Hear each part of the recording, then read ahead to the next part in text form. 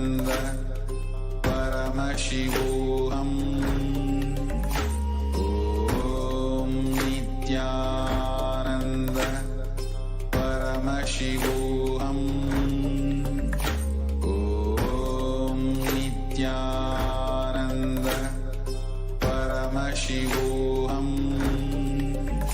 Om Nithyananda Paramashivoham. Om Nithyananda Paramashivoham. Om Nithyananda Paramashivoham. Om Nithyananda.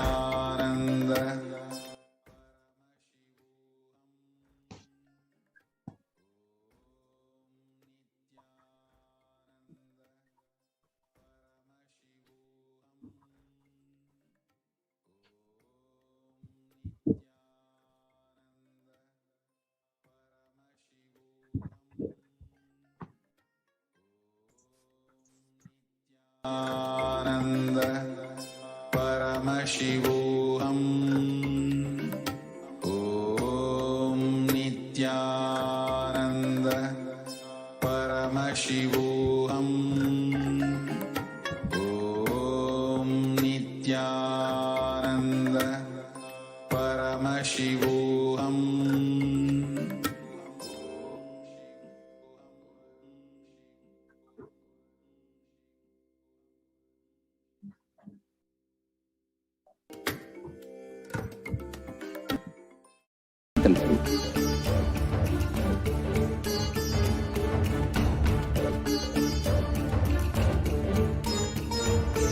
Hinduism cannot live exclusively as one sampradaya. No. All sampradayas of Hinduism is an ecosystem.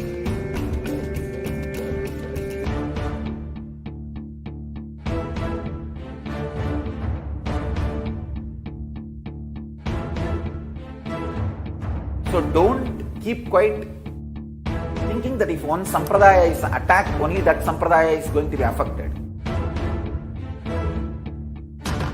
All of us are ecosystem.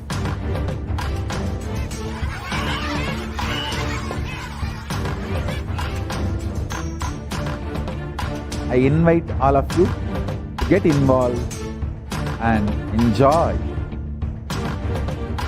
Hinduism by the principle of Dharmo Rakshati Rakshitaha. When you protect Dharma, Dharma protects you. I bless you all. Let you all open all your three eyes.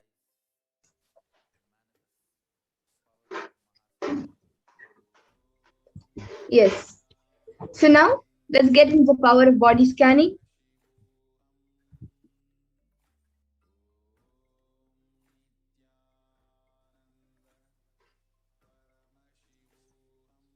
In this power of body scanning, one awakens to the ability to scan illnesses, diseases, medically diagnosed issues, and provide solutions through the awakened third eye.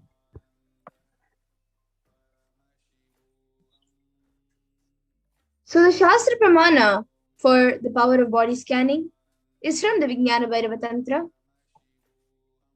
Swadehe jagato vapi sukshma sukshma tarani cha tattvani yani nilayam dhyatvante vyajyate para.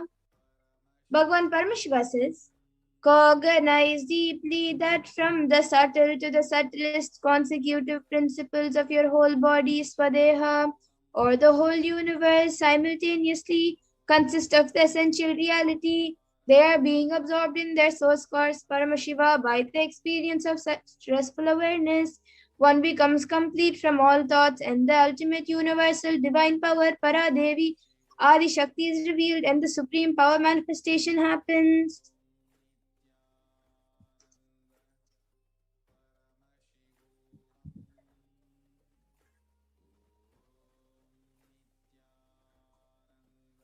The Apta Pramana, reference of power of body scanning from life of Siddha. Therer was a Siddha and one of the prominent disciples of Agastya. One day, a man suffering from severe headache comes to Agastya for healing. Agastya uses the power of body scanning and identifies the root cause of the headache. He reveals that there is a small therai, a type of frog, sitting in the person's brain. Agastya immediately instructs Therai, his disciple, to perform an open head surgery and remove the frog.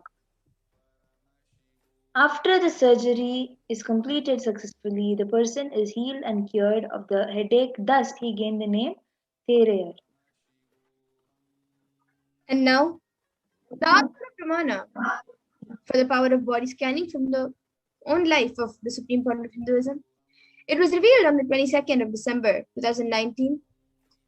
Swamiji revealed how he used the power of body scanning, paraphrasing his words. Only when I had the multiple compound hand fracture, I was forced to go for a surgery and therefore for medical checkups related to that. At that time, they detected heavy metal quantity in my different organs. It was revealed that I had been poisoned without my knowledge. I had immediately used diagnostic methods instead of medical facilities to study the body condition due to the poisoning. Through body scanning, I found out what the problems, imbalances had happened and where the balances had to be done. I used allopathy as the second opinion to verify my findings.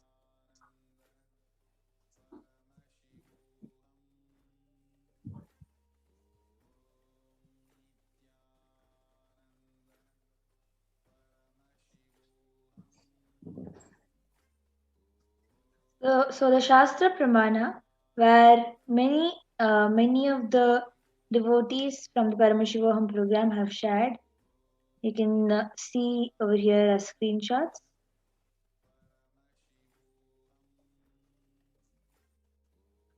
Yes, so now we will be getting the live demonstration of the power of body scanning.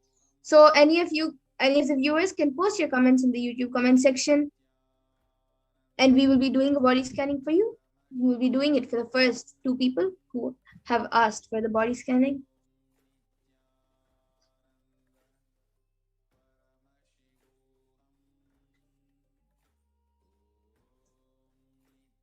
So any of you who would like a body scanning, and put your comments in the YouTube comment section.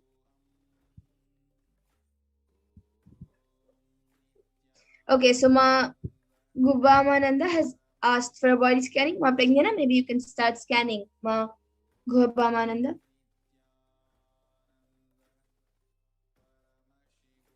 And anyone else who would like a body scanning? Any of the viewers?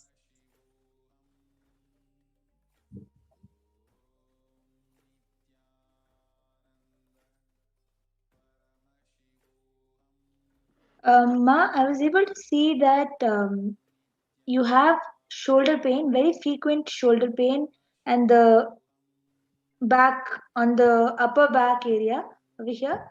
You face a lot of pain. It is not full on pain every time, but very frequently you have this uh, intense pain that doesn't let you to continue or have the ahead of the day in a successful manner. And in the same way, I was able to see also that you have, at the moment, you have a little bit of throat infection, and you drink very little bit of water. You need to drink more water. Okay. So Ma Gubamananda, you can get back in the comment section if you were able to relate to what Ma Pragnana said. And I see Ma Selanji who has asked for body scanning. So now I will be scanning your body, Ma.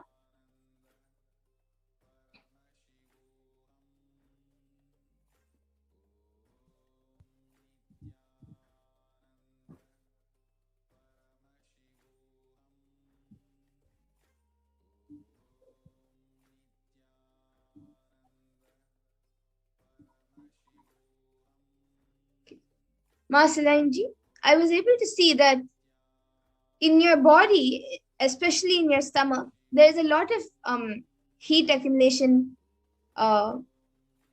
There's lots of heat getting stored in the body, and I was able to see that for this even you drinking water will not work.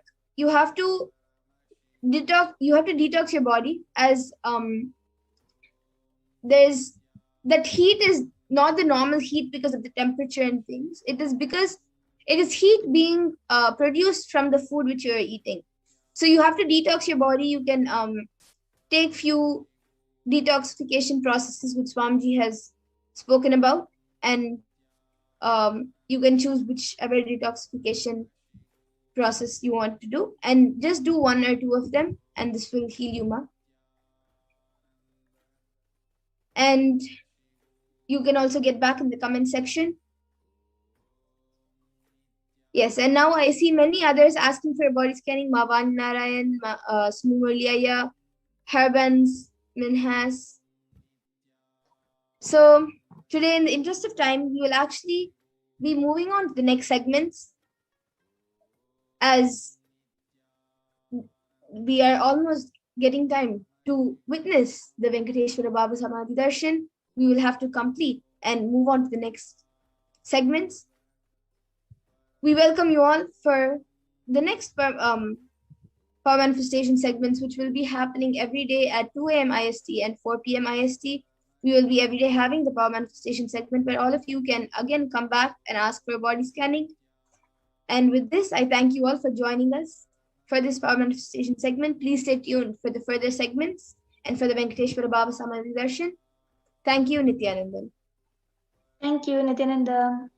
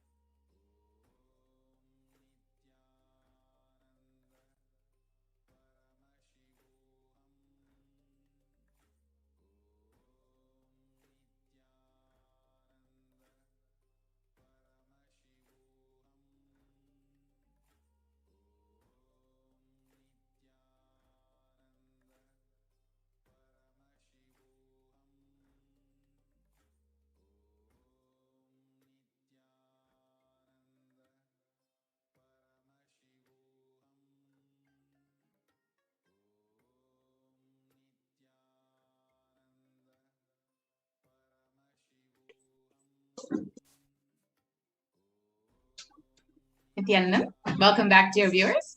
Now we will enter into a segment where we will understand who is Bhagavan Venkateshwara.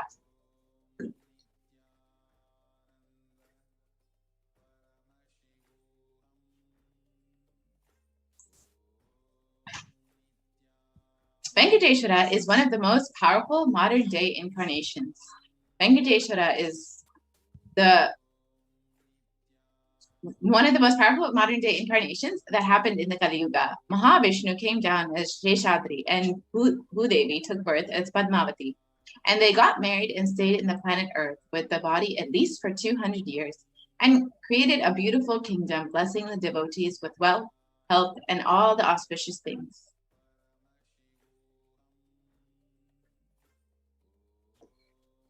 The Venkateshwara Murti is his very own body. He decided to stand in Tirumala, making himself available to all the devotees.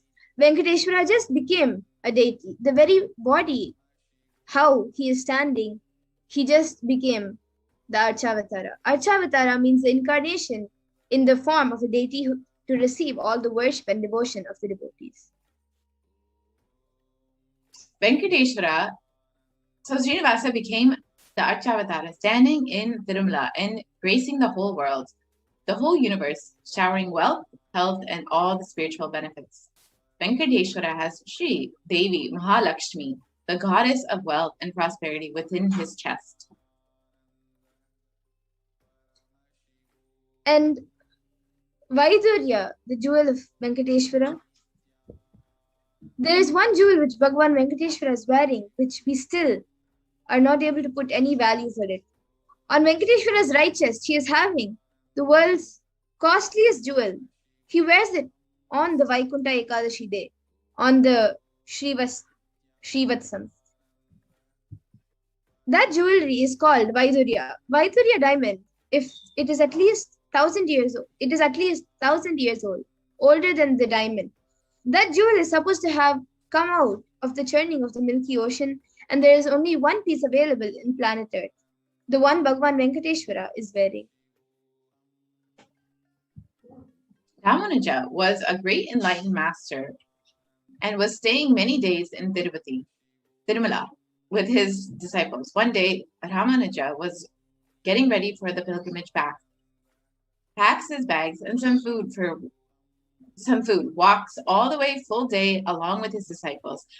Evening, they reached the downhill and they opened their food for eating. They found a lot of ants in that food. The disciples had started cleaning all the ants, but Ramanuja just stopped and told them, no, don't. He just packed the whole food safely, not leaving one ant, and walked all the way back up the hill without having any food, especially in the night. Then all the disciples were wondering, what is happening? And after going to the top of the hill again, Ramanuja opened the food and said, now leave the ants here, because we don't know how many janmas, lifetimes, they meditated and did punya to take birth in the presence of Tirumala. The energy field of Venkateshwara. We have no right to take them out of this energy field and leave them somewhere else. Even when masters become deities, Siddhas comes to live around in their presence. When deity becomes masters, naturally all the Siddhas, all the higher level beings come to live around them. Ramanuja was a great enlightened master and was staying. Can we go to the next slide, please?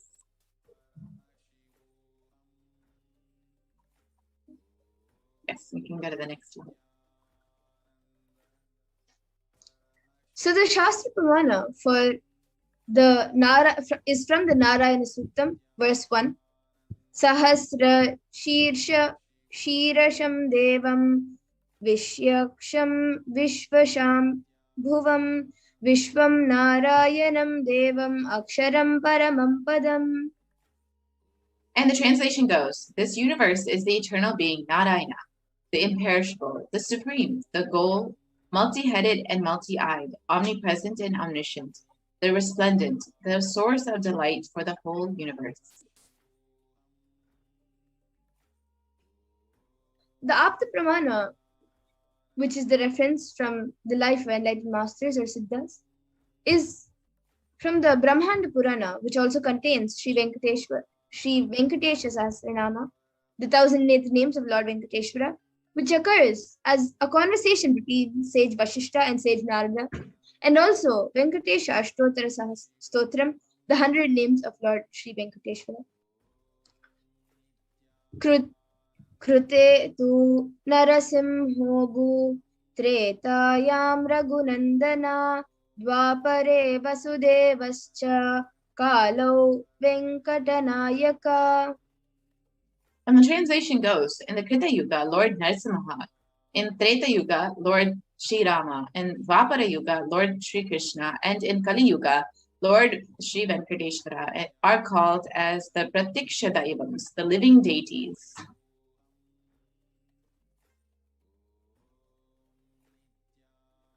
The Atma Pramana, where Venkateshwara is the muscle memory of the Supreme Point of Hinduism, we'll be hearing the Supreme Point of Hinduism, his own, what he has said. I have a very strong connection with Venkateshwara. My mother came to know that she was carrying me when she was on a pilgrimage to Venkateshwara temple in Tirupati. She did the Anga Pradakshina, the circumambulating the temple by rolling on the floor around it. And after that, she vomited.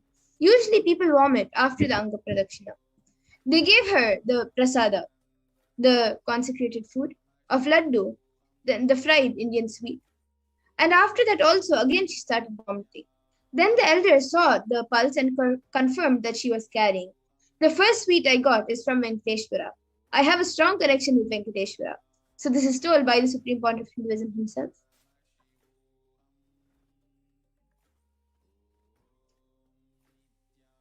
The Shastra Pramana for the benefits of worshipping Bhagavan Venkateshwara is from the Vishnu Sahasranama, Palashruti, verse 6. Yasha prapnoti vipulam yati pradhanyamevacha achalam shriyam apnoti shreya prapnoti anuttamam. And the translation goes, he becomes endowed with great reputation and becomes the foremost amongst his kith and kin.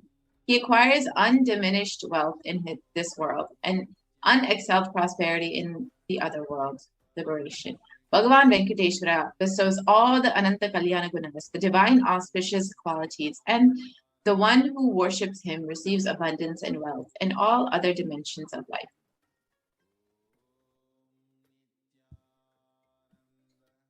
And in today's Bhava Samadhi Darshan, Bhagavan Venkateshwara would be manifesting through the Nijavatara, through the thousand living incarnation of Paramashiva, the Supreme Point of Hinduism, Jagadguru Mahasannidhanam, His Divine Holiness, Bhagavan Nithyananda Paramashivam.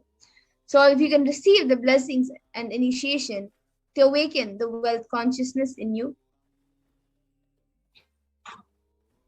And there are two dimensions of wealth creation. And we have, in the Vedic tradition, the Shankanidhi and the Padmanidhi.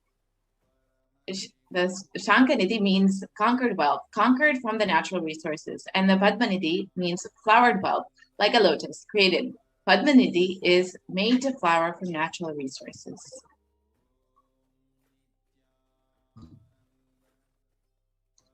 In the Vedic tradition, there are two major gods representing wealth, Kubera and Lakshmi. So Kubera hoards and holds wealth and sits on wealth. Example, treasury, stock, and the stock market. Kubera enjoys the subtle power that holding wealth can bring. And Lakshmi represents wealth that is flowing, circulating, and the current. Lakshmi uses wealth to enrich herself and the world. Lakshmi creates wealth effortlessly, uses it freely, and distributes it unconditionally. So in this next segment, we will understand how to create wealth the Hindu way. Creating wealth in life can be equated to two things. One, the ability to achieve what you want in the inner world or the outer world. And two, just getting stuck in both the worlds. These are the only two equations.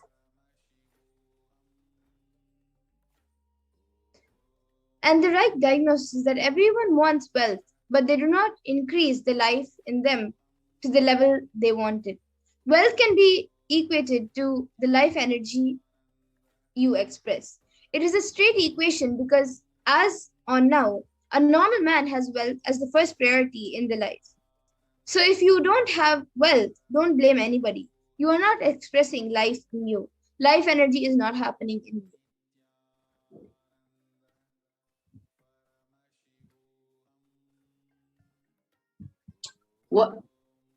What is the goal of creating wealth? Creating wealth is an intrinsic part of life. Krishna says very beautifully in Gita, the universe by its nature works. If you have at least the goal of creating wealth, you will be creative. Your energy will be channeled properly. The first priority in life should be for moksha, enlightenment. Till that happens, the second priority can be creating wealth.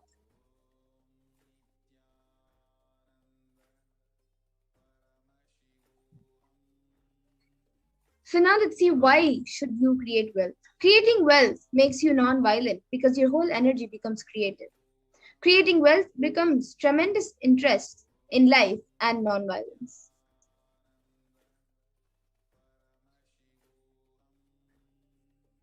So what is wealth? Wealth is not just an object or a thing to be achieved. Wealth is an extension of you. Anything that adds to you is wealth. The quality of health you enjoy, the state of your relationships, the fulfillment you experience in your career, your mental state, your sense of inner fulfillment. All these are measures of the success with which you have created wealth in your life. And wealth is a utility. Wealth is not even just money or currency. Money is one wealth, currency is one wealth, and the assets are one wealth. Being alive and active is one wealth. So all the four put together is wealth. Money, currency, assets, and being active. So wealth is neither bad nor good. It is a utility.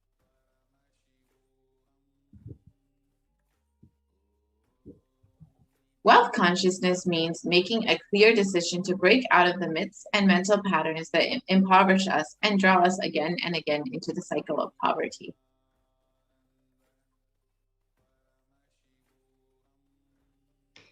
You don't manifest your desire, you manifest your cognition. So what you cognize and perceive as a reality is what you manifest.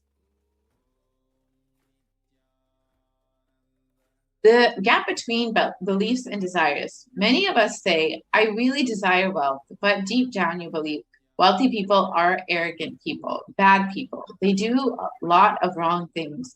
If you believe wealthy people are arrogant, bad, wrong, they do many wrong things. They exploit others. If you have that belief, how are you going to manifest wealth in your life? Your perception is the material out of which your reality is made. So if you desire wealth, but you believe, perceive, or cognize wealthy people are bad or wealth is too much responsibility, naturally you will not manifest wealth in your life. The gap between your desire and your perceptions is called the mental patterns. Let us now look at all the beliefs you carry about wealth. Here are some common beliefs that we each carry about wealth. Wealthy people are arrogant and bad people. You carry the deep resistance of wealth, leading you to not accumulate wealth. And even if you accumulate wealth, you carry a sense of guilt for accumulating wealth.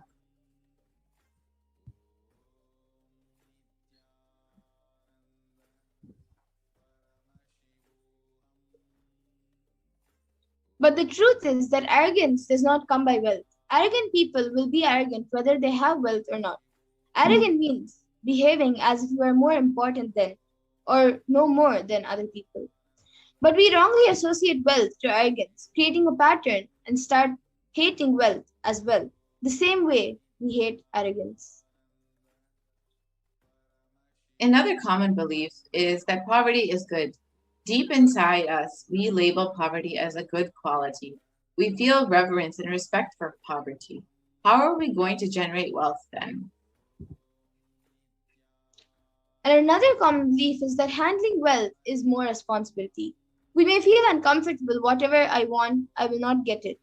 Maybe you came to this conclusion by looking at some wealthy people who do not have any time for themselves. Some more inadequate beliefs on wealth are making money is a sin. Create as much wealth as you can, celebrate it, share it. Wealth consciousness is high creativity with high responsibility. But we believe that wealthy people work smart, not hard. Don't be too lazy to bend your body and mind to realize your dreams. Read the stories of any famous millionaire today and you will see the wealth does not come from a genie in a bottle. And another one is that you have to be worthy of it. Wealth serves those who are wealthy in their very consciousness. Will persistence. Anything you cognize, you create a certain energy field about your cognition. You attract situations, people, everything around you to make that cognition into reality. All you need is will persistence, your decision. You are not going to give up. Your intention is will persistence. Your mental patterns goes on affecting you, but you always tell, I'm too busy to repair myself.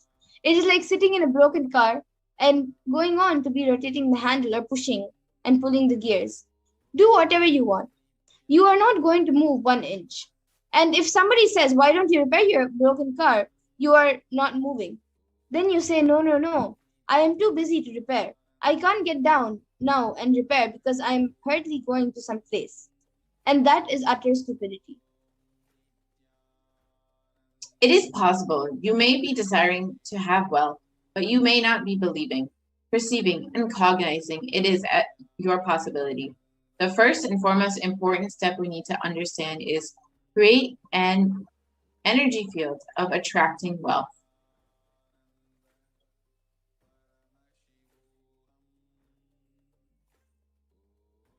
Now we will enter into this video on the secrets of attracting wealth, where Swamiji himself reveals the secrets of attracting wealth.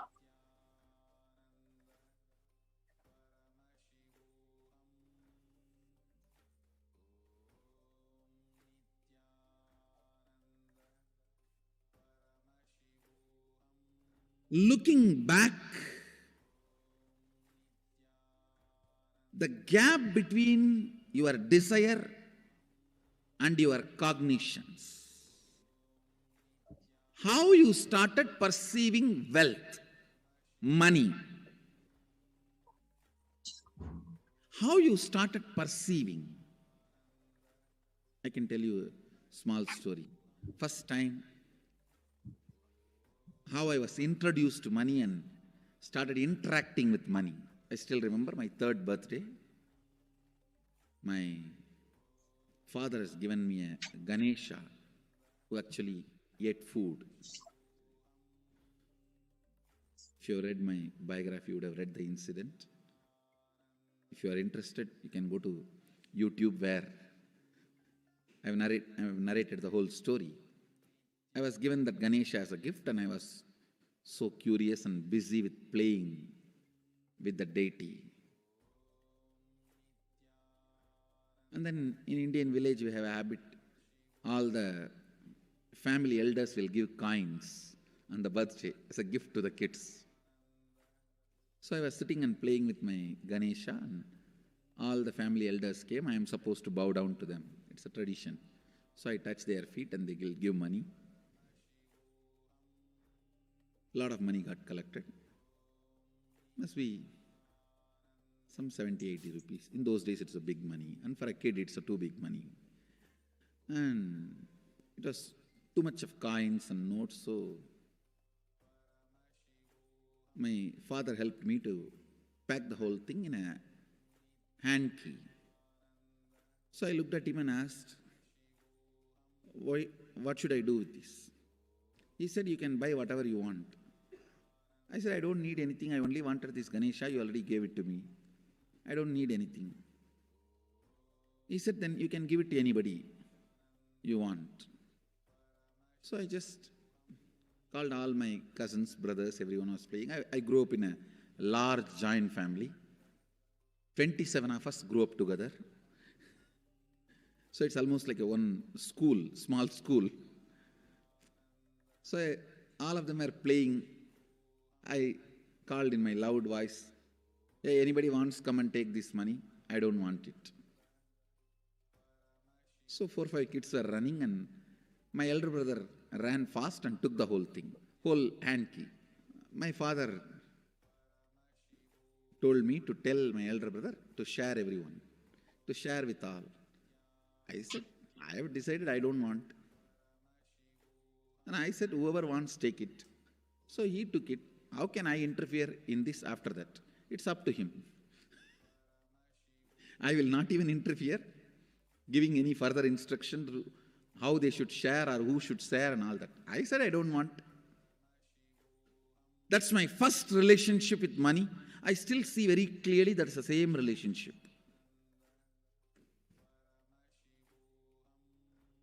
Still, I don't touch money. I don't handle. Never felt the need. Anyhow, I am not saying this should be your pattern or this should be your... I am just giving you an example how I started relating with. So now dig out how you started relating with money. That was actually my completion with money. I touched first time money only to give dana. Still I am doing the same thing. Still I touch money only to give dana. How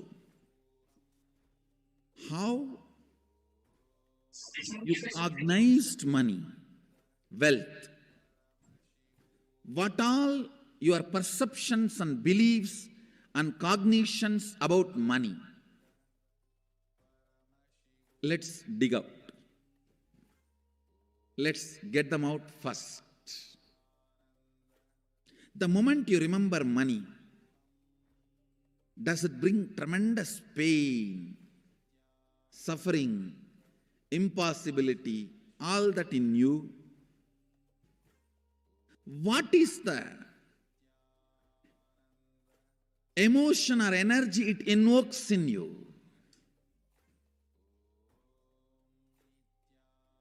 So put your pen to paper and just keep writing whatever comes to your mind. If you feel tortured, irritated, the moment you think of money, whatever you think, money is difficult, money is impossible, money is, unless you cheat, you can't get the money. Even if you cheat it, somebody will cheat from you. So much goes on inside you about money. Your incompletions with money. Just spend few minutes and let's dig out all the incompletions, mental patterns we have, perceptions, beliefs and cognitions we have about money. Listen, the first step we need to do now, cleaning up, completing these mental thought patterns, the incompletion patterns related to wealth, and stopping them from recurring. Please understand. Biggest problem is when you do not recognize something as a pattern, it continues to exist in you and recur. Please understand. Recurring, for example, today you remember, yes, I have a lot of incompletions and patterns. Incompletion means, let me define.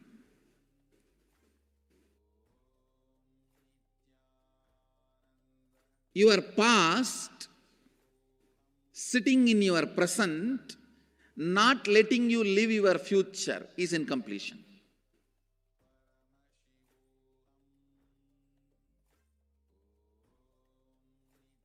It has no logic. Because you lost love of somebody, you decide never to love again. It has no logic.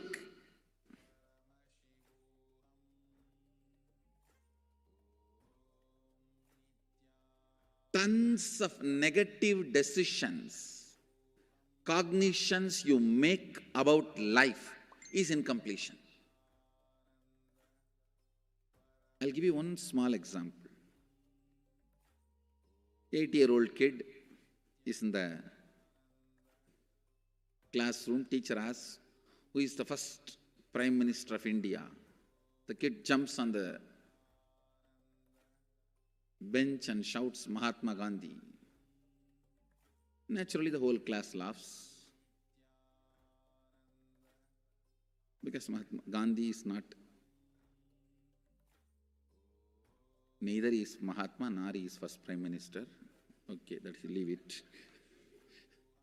When the whole class laughs,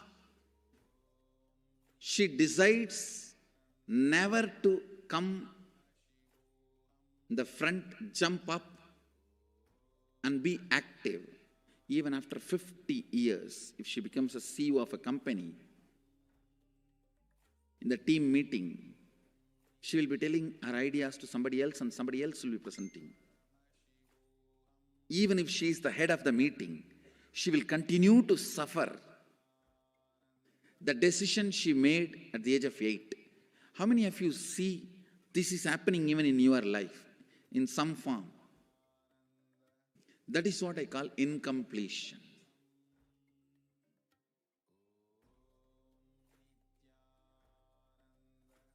Understand, there is a very powerful science by Sadashiva in Agama. Sadashiva is the first Guru, Adi Guru. He explains in Agama, of course, the moment I utter this word, many will have many questions. What? Sadashiva? He was supposed to be God. Was he Guru?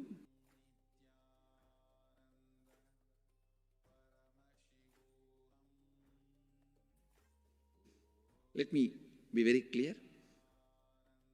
He is the pure consciousness beyond time and space, but he also assumed form within the time and space. The formless came in form many times and taught the great spiritual truths to the world. We should not even use the word was. Is the right word.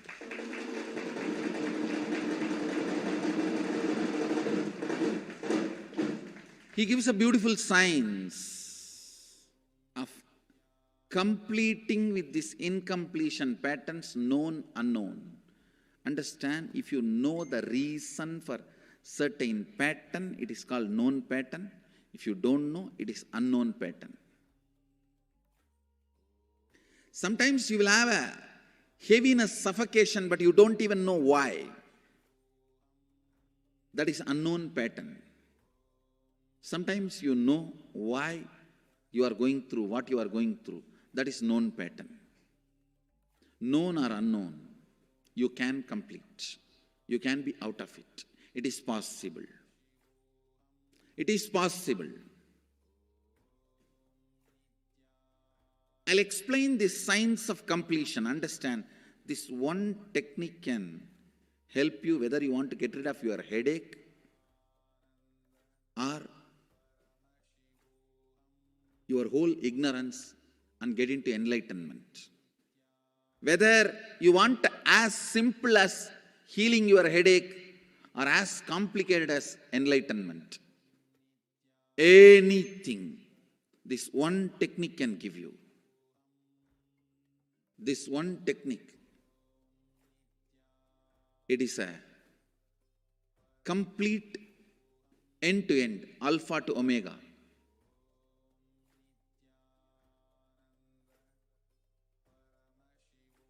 It's from Sadashiva directly. In the Agama, 94th verse, 22nd technique. The chapter is called Shivajnanopanishad and also called as Vijnana Bhairava.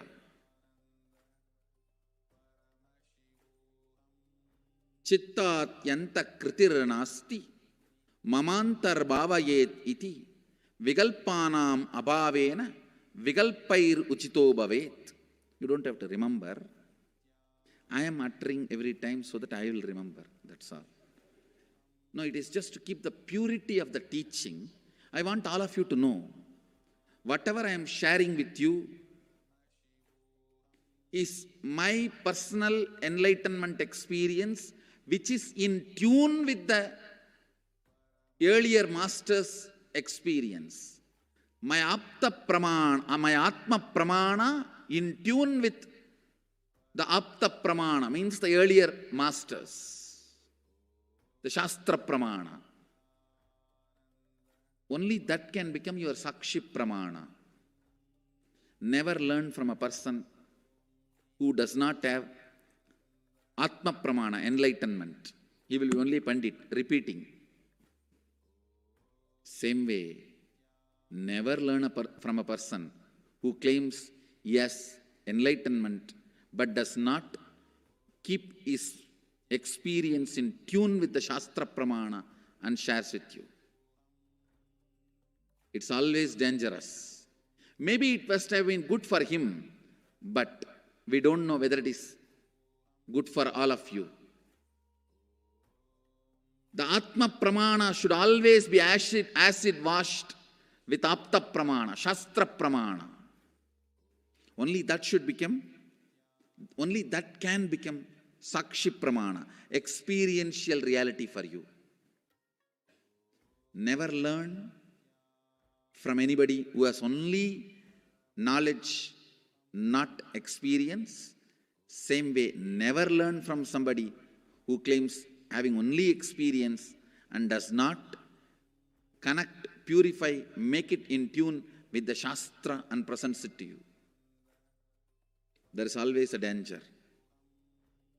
If you don't bother about the Shastra Pramana, you may be having kakka biryani. Be careful. Listen. To keep the purity of the teachings, I keep the original Sanskrit verses. I'll give you the translation now. Consciously feel within the mind stuff of past memories of incompletion, with its activities as mind, intellect, and ego, not existing in me. By contemplating this way in your inner space, disidentify from the past impressions and memories of completion. Put your active attention at the space of past happening. Relive these imagined impressions and memories of incompletion. Then the mind stop having fully ceased from its present characteristics of forming thought patterns and cognitions is complete. Thus you become complete and achieve the original space of complete completion. Listen. Now I will explain. I have read out the translation. I will explain what to do. Now you wrote many of the patterns, incompletions, thought currents you are having about money, ideas, cognitions. You developed about money from the young age. Do only one thing. Just go back to that same age when the incidents happened in you, the cognition started building in you, the beliefs started building in you, the idea started building in you, the perception started building in you. Relive the same situation. I am not asking you just remember. Remembering means, for example, something happened at the age of 7 which is still hurting you about money. You asked 1 rupee from your uncle and he did not give, but he gave it to his son. It's still sitting and hurting. If now you are 47, this happened 7. You being 47-year-old person and remembering what happened at the age of 7 is remembering.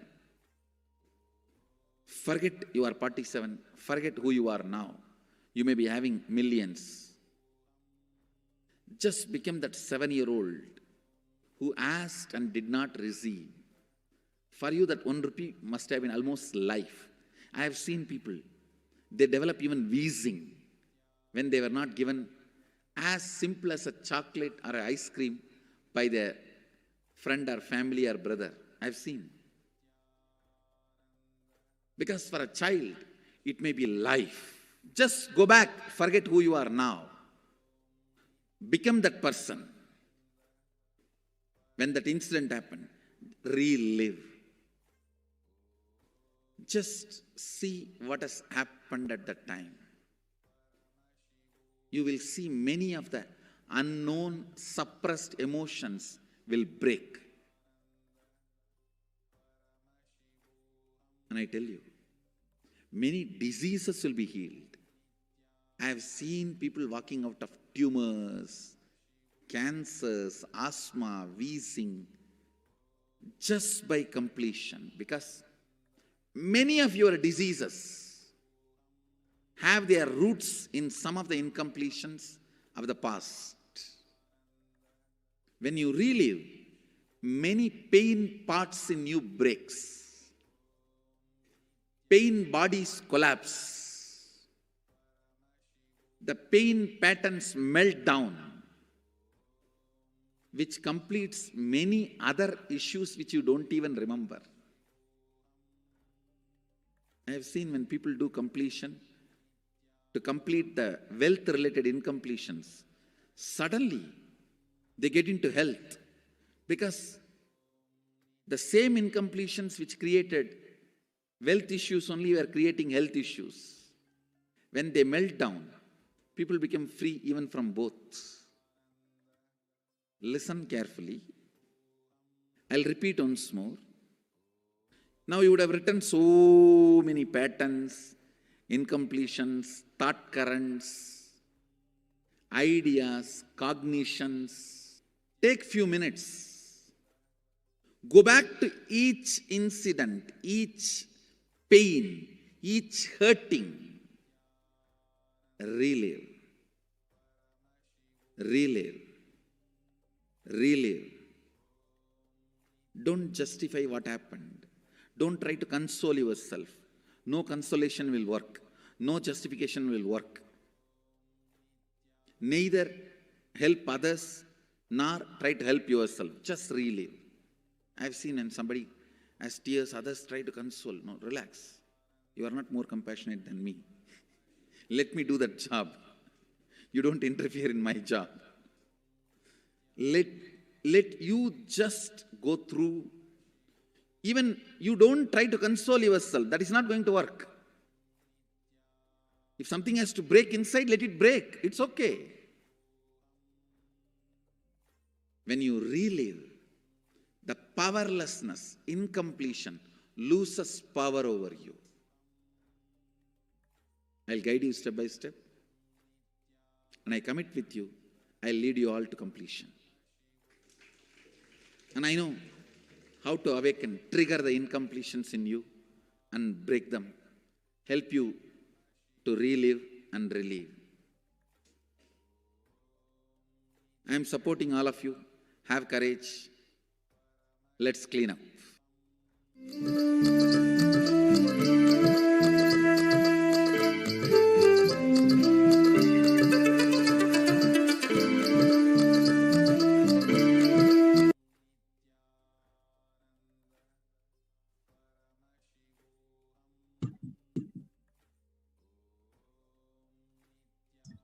Nithyananda?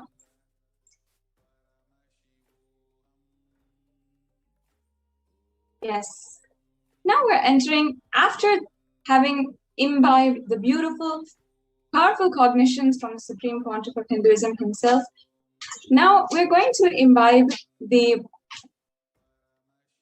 powerful cognitions further, internalize and do exercises related to how we can imbibe and really make these powerful cognitions into our reality.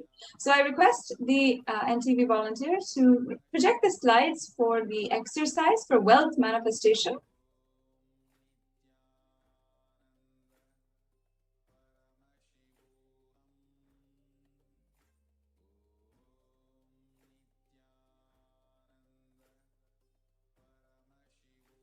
We'll be continuing on from the same place.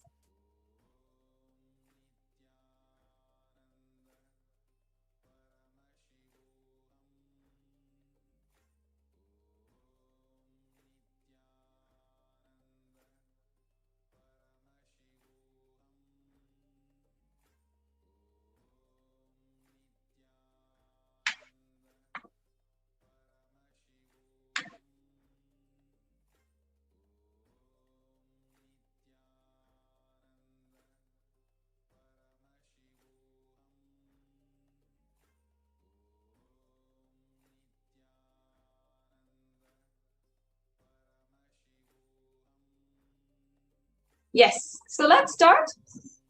The first step is to clean up the incompletions and the patterns that you carry about wealth and create a right space, a powerful magnetic energy center inside of you to attract wealth, situations, and people that support you to create wealth, like a magnetic energy center for manifesting wealth the way that you want.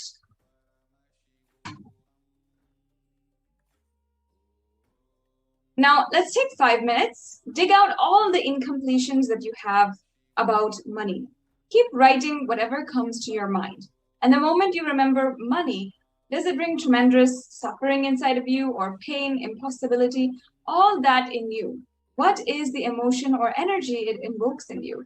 The moment you think of money, whatever you feel and think, whether money is difficult, money is impossible, or if you think that unless you cheat, you can't get money, even if you cheat somebody, somebody else will cheat from you. So much goes on inside of you about money. And you have so many incompletions about money.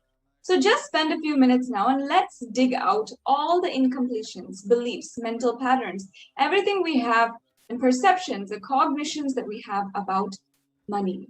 So let's take 5 minutes now. We can stay on this slide for the next 5 minutes, and everyone can refer to the instructions on the slide right now. If you are joining with us, we're doing a short exercise on wealth manifestation. So let's take 5 minutes, write down all the incompletions that you have about money. And even if you think that you are done, keep writing, keep going, and making sure that everything is written down on the piece of paper in front of you. So take 5 minutes now and let us start.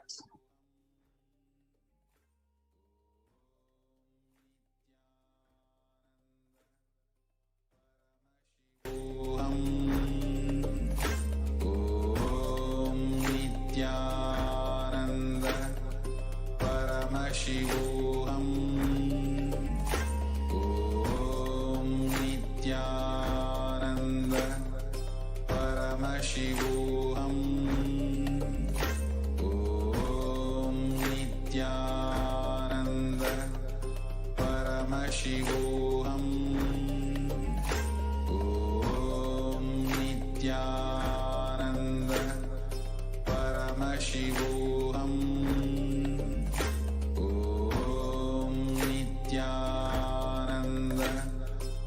Paramashivoham. Om Nithyananda Paramashivoham. Om Nithyananda Paramashivoham. Om Nithyananda Paramashivoham. Paramashivoham. Om Nithyananda Paramashivoham. Om Nithyananda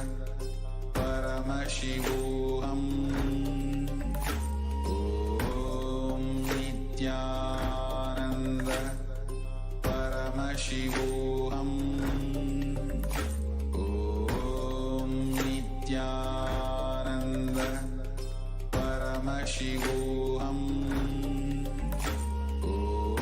Om Nithyananda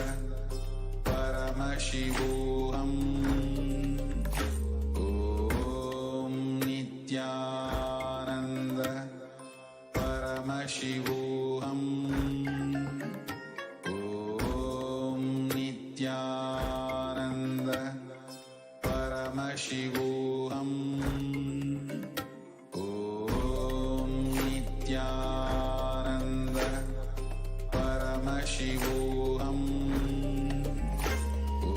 Om Nithyananda. Once again, reminding all the participants, continue to do this exercise extremely sincerely. Make sure that you're writing continuously about all of the incompletions that you have about money. Anything that goes on in you, the first reaction that you have, the first thoughts that you have when you think about money. Is it a huge responsibility? Is it a burden? Is it feeling like an impossibility inside of you? Pen down all of that and be honest with yourself. Be sincere in this exercise, because as we go further, we will be unfolding and unlocking the secrets to wealth consciousness.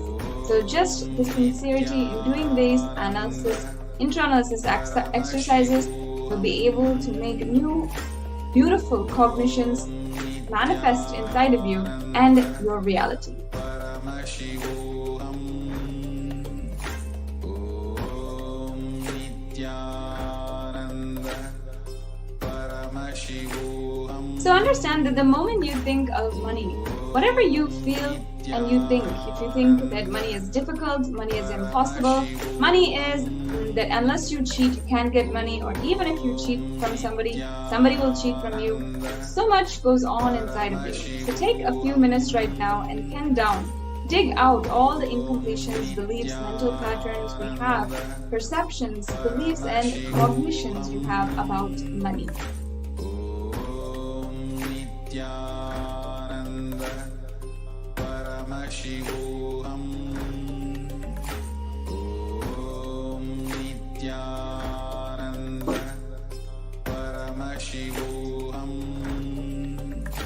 Om Nithyananda Paramashivoham. Om Nithyananda Paramashivoham. Yes, we're almost done. Take the next 2 minutes to wrap up all the incompletions that you have about money. We have 2 minutes more of this first exercise, the first step in this exercise for wealth manifestation. Paramashivoham. Om Nithyananda Paramashivoham. Om Nithyananda Paramashivoham. Om Nithyananda Paramashivoham. Om Nithyananda Paramashivoham. Om Nithyananda Paramashivoham. Om Nithyananda. We have 1 more minute. Take the last 1 minute of this 5 minutes and make sure that you have all of your incompletions about money well penned down in a piece of paper in front of you.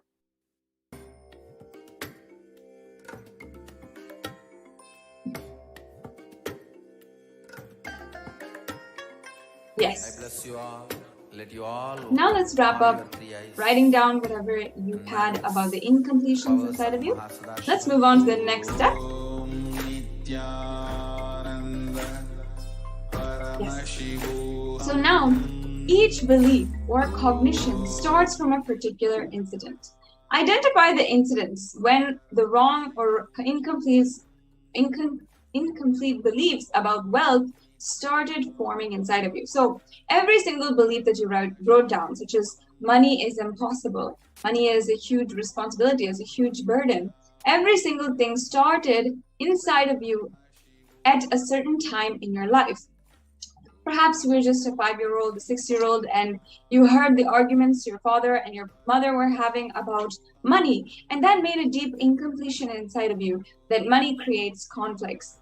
So like this, many of us have different kinds of incompletions, and they're all sourced with incidents from our past. So now what we're going to do is a very powerful process to relive and relieve. We're going to complete those incompletions. We're going to go back to that same age when the incident happened and when the idea or belief perception started building inside of you. The next slide, please. Yes, so first let us relive and relieve. Take 5 minutes right now. We'll go back to the last slide. Yeah, thank you. Whatever you have penned down in front of you, for each one, identify the incident which caused or was the start of this cognition or this wrong belief of wealth inside of you.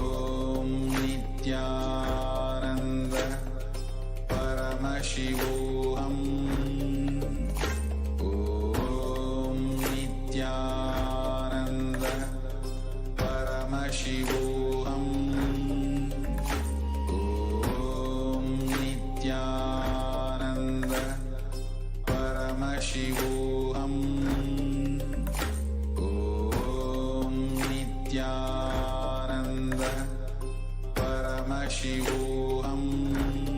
Yes, we have 1 more minute. Sincerely do this process.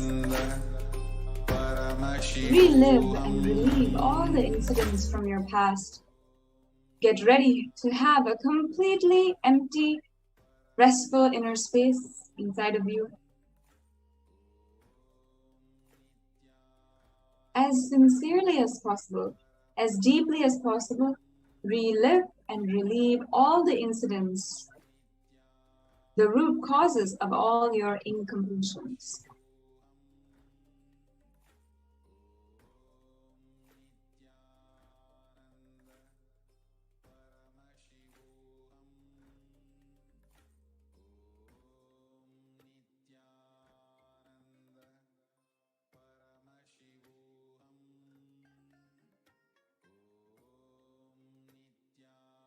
Okay, now let's move on to the next step.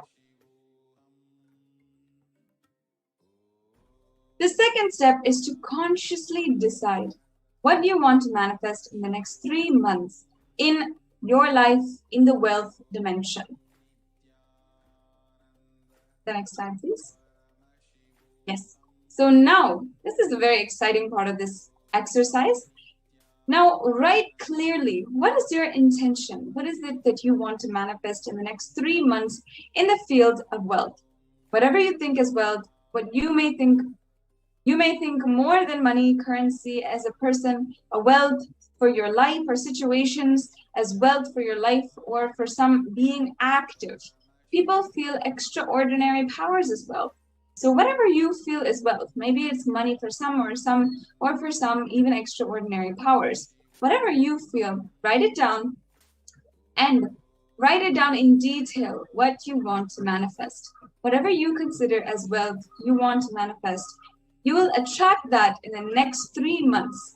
Everything that you want to attract, please pen it down now.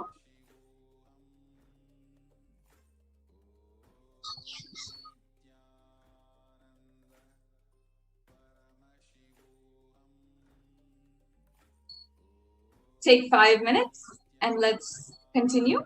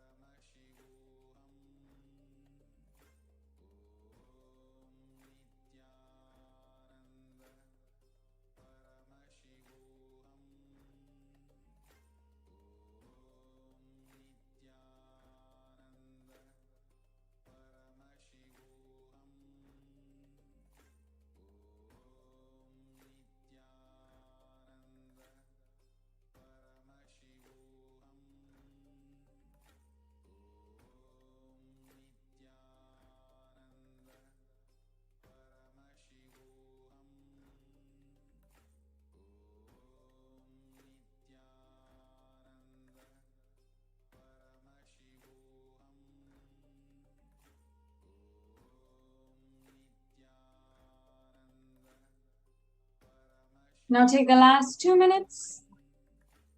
Finish up writing everything that you want to manifest in the next 3 months.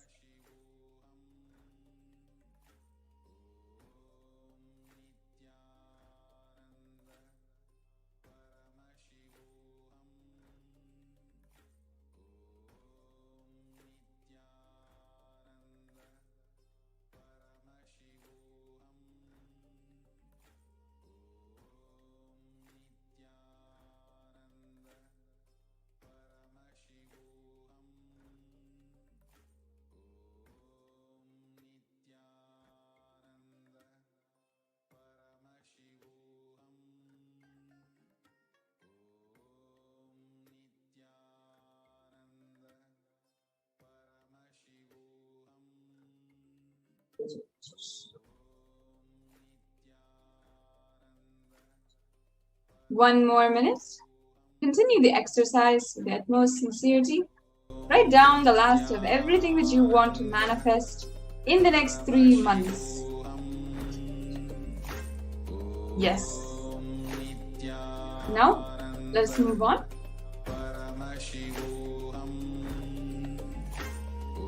Yes.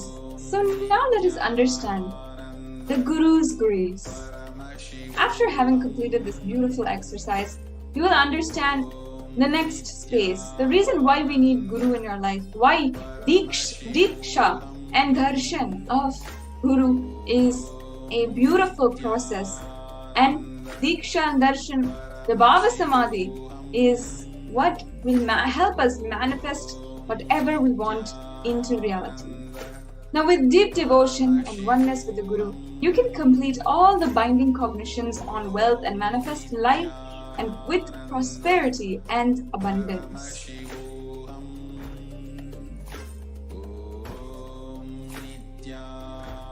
Yes. Now, this scriptural reference or Shastra Pramana is from the Guru Gita, from verse 26. The English translation goes, "The syllable Gu is darkness, and the syllable Ru is said to be light. There is no doubt that the Guru is indeed supreme, knowledge that swallows the darkness of ignorance." Next slide, please. Yes.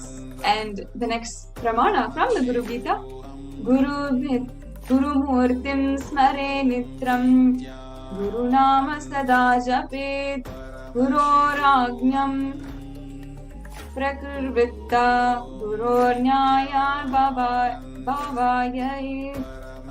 Always remember the Guru's form. Constantly repeat the divine name given by the Guru. Always follow the Guru's commands and think of nothing other than the Guru. The next slide, please. Yes. The next Shastra Pramana from the Sri Guru Gita. Sarva Papak Vishuddhatma Sri Guru Pada Sevanat Devi Brahmat Bhavedyatsmat Tvat Kripartham Vadami Te. Out of compassion for you, I shall tell you how the embodied soul becomes Brahman, having been purified for all sins by serving the feet of the Guru. The next slide, please. Yes. The Guru is not a Vyakti. He's not a person, as you might imagine, you might think, and you even might see. He is a Tattva, principle. He is simply a physical representation of the divine. In the Vedic tradition, the spiritual teacher, the Guru, is said to be even more important than God himself. God is always everywhere and anywhere, but it is the Guru who opens the disciples' eyes to the existence of God. And Guru is the doorway to one's own experience of the divine. Guru exists as embodiment in the manifest form of God, Paramashiva, and God, Paramashiva, is unmanifest form of Guru. God is the state of Guru, and Guru is the statement of God. Gurus are the manifest of the Paramashiva, and Paramashiva is the unmanifest existence of Guru. Guru Bhakti is the intense, pure existential energy which can liberate you from all known and unknown unnecessary delusions. Now we're going to enter into a very exciting segment, the Venkateshwara readings. We'll be right back with you after a short break.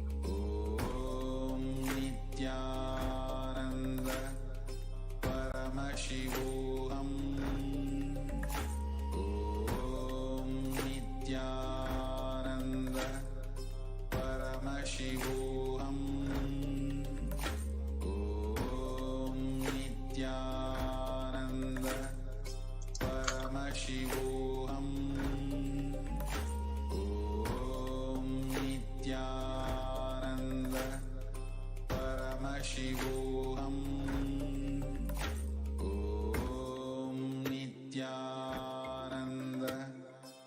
There are some great spiritual sciences unique to Hinduism.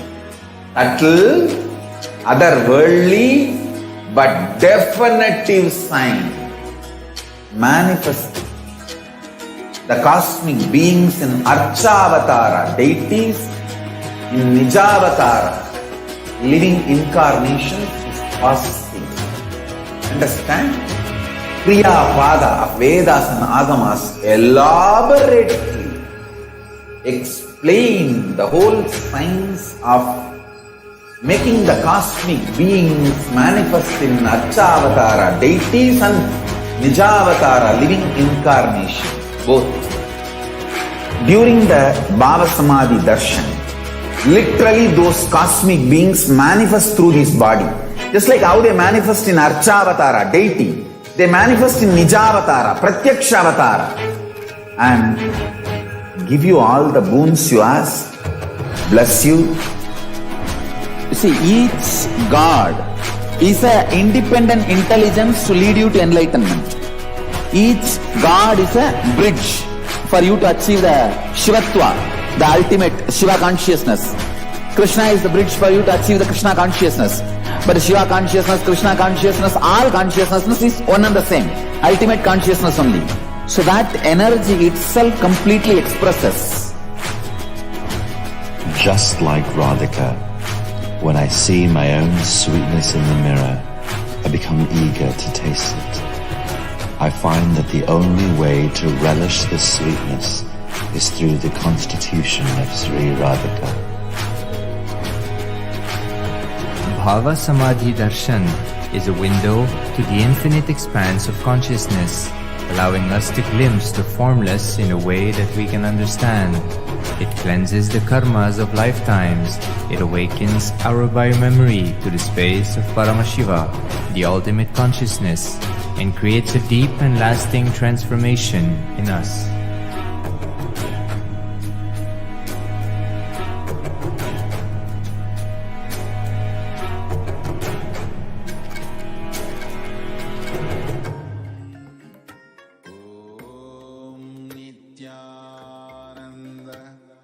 Paramashivoham. Om Nithyananda Paramashivoham. Om Nithyananda Paramashivoham. Om Nithyananda Paramashivoham. Nithyananda Paramashivoham. Om Nithyananda Paramashivoham. Om Nithyananda Paramashivoham. Om Nithyananda Paramashivoham. Om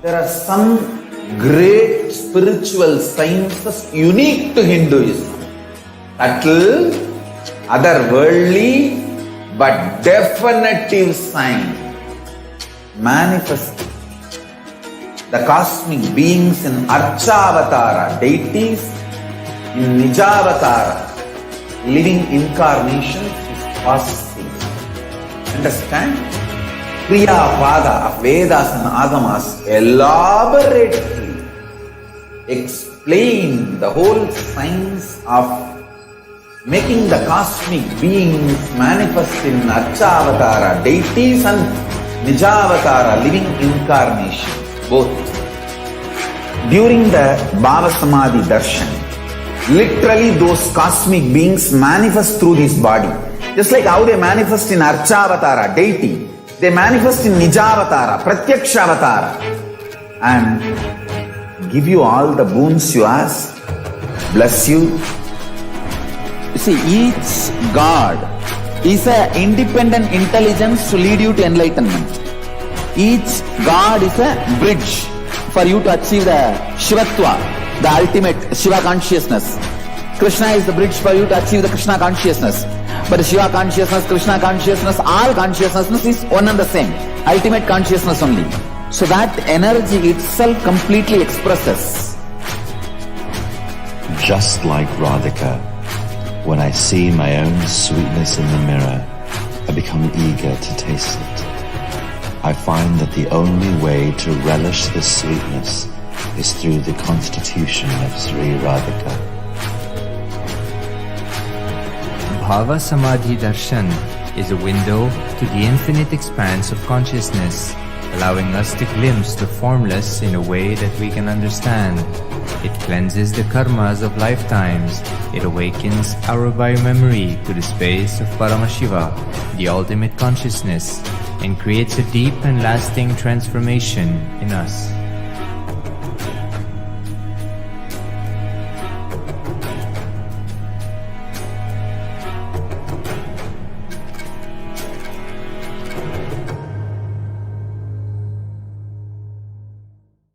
There are some great spiritual sciences unique to Hinduism. Subtle, otherworldly, but definitive sign. Manifesting the cosmic beings in Archavatara, deities in Nijavatara, living incarnations is possible. Understand? Kriya Pada of Vedas and Agamas elaborately explain the whole science of making the cosmic beings manifest in Archavatara, deities and Nijavatara, living incarnations, both. During the Bhava Samadhi Darshan, literally those cosmic beings manifest through this body. Just like how they manifest in Archavatara, deity, they manifest in Nijavatara, Pratyakshavatara, and give you all the boons you ask, bless you. You see, each God is an independent intelligence to lead you to enlightenment. Each God is a bridge for you to achieve the Shivatva, the ultimate Shiva consciousness. Krishna is the bridge for you to achieve the Krishna consciousness. But the Shiva consciousness, Krishna consciousness, all consciousness is one and the same. Ultimate consciousness only. So that energy itself completely expresses.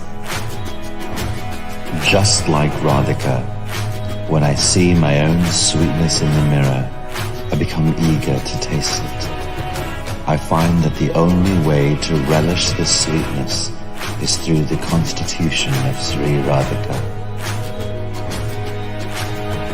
Bhava Samadhi Darshan is a window to the infinite expanse of consciousness, allowing us to glimpse the formless in a way that we can understand. It cleanses the karmas of lifetimes.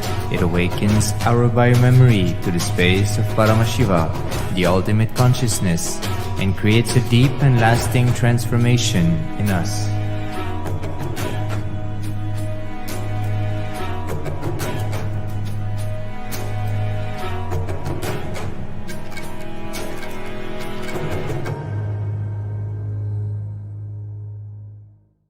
There are some great spiritual sciences unique to Hinduism.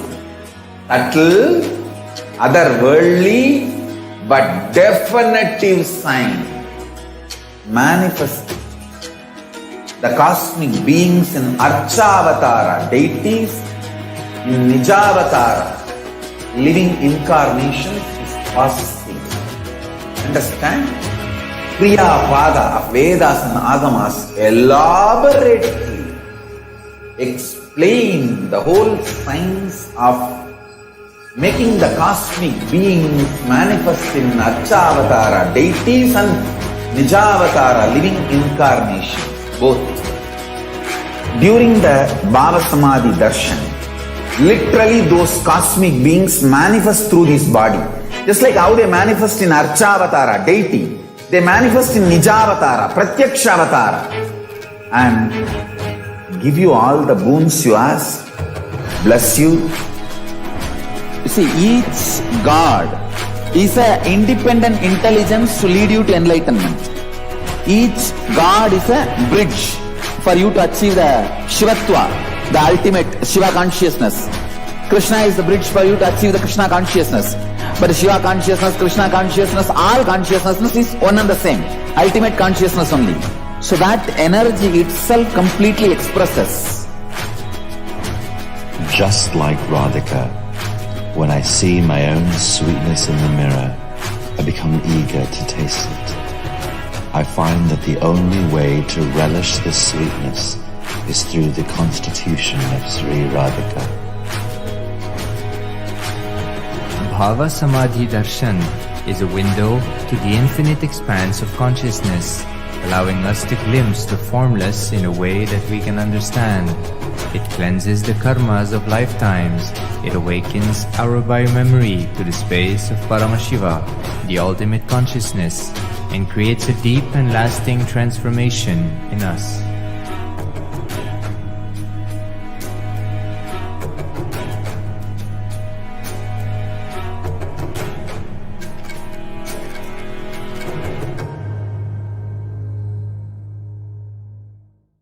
There are some great spiritual sciences unique to Hinduism. Subtle, otherworldly, but definitive sign manifesting the cosmic beings in Archavatara, deities in Nijavatara, living incarnations is possible. Understand? Kriya Pada of Vedas and Agamas elaborately explain the whole science of making the cosmic beings manifest in Archavatara, deities and Nijavatara, living incarnations, both. During the Bhava Samadhi Darshan, literally those cosmic beings manifest through this body. Just like how they manifest in Archavatara, deity, they manifest in Nijavatara, Pratyakshavatara, and give you all the boons you ask, bless you. You see, each God is an independent intelligence to lead you to enlightenment. Each God is a bridge for you to achieve the Shivatva, the ultimate Shiva consciousness. Krishna is the bridge for you to achieve the Krishna consciousness. But Shiva consciousness, Krishna consciousness, all consciousness is one and the same. Ultimate consciousness only. So that energy itself completely expresses. Just like Radhika, when I see my own sweetness in the mirror, I become eager to taste it. I find that the only way to relish the sweetness is through the constitution of Sri Radhika. Bhava Samadhi Darshan is a window to the infinite expanse of consciousness, allowing us to glimpse the formless in a way that we can understand. It cleanses the karmas of lifetimes. It awakens our biomemory to the space of Paramashiva, the ultimate consciousness, and creates a deep and lasting transformation in us.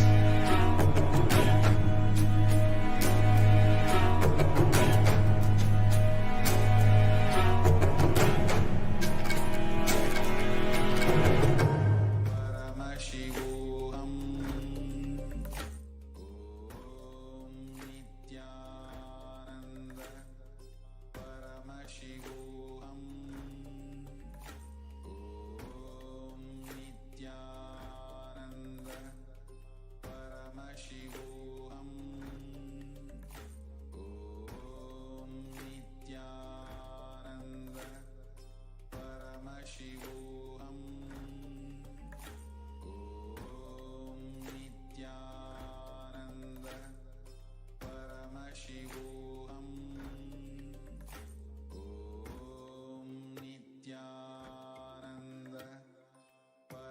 Paramashivoham.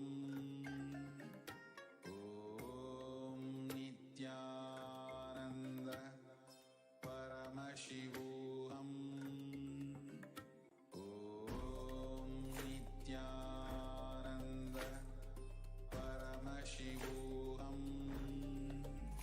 Om Nithyananda.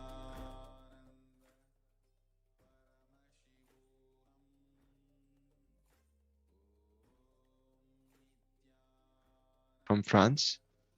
Dear Venkateshwara, for years there have been immense difficulties with my two sons. What to do so that peace is finally established? Gratitude, Lord Venkateshwara.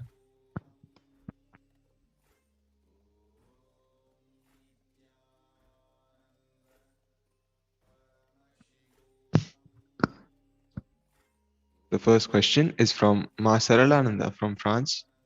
Dear Venkateshwara, for years there have been many immense difficulties with my two sons. What to do so that peace is finally established? Gratitude, Lord Venkateshwara.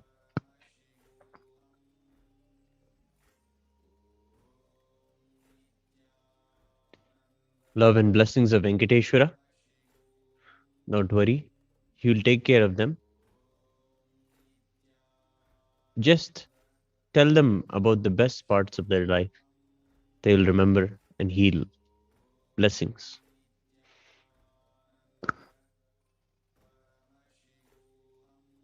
The next question is from Anne-Marie Casso from France. Gratitude, Lord Venkateshwara, for your helpful answers. Should we get vaccinated with Pfizer or Moderna or not? Are these vaccines safe?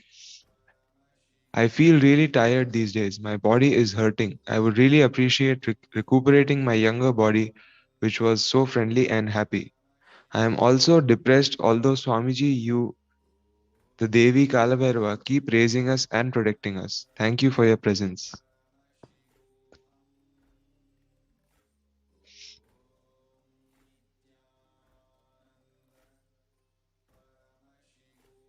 Blessings of Venkateshwara. Take the guidelines from the medical professionals for your health.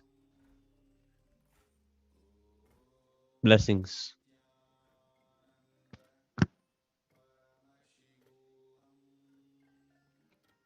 The next question is from Edson Montero from Cape Verde. Dear Venkateshwara, please protect me physically and spiritually and remove these unwanted neighbors from my life. Bless me with some money so that I can travel next month to USA with my passport visa before it expires. Also, as you told me to realign myself, I need to know if I have any sons born in 2005 and any sons born in 2015. Gratitude.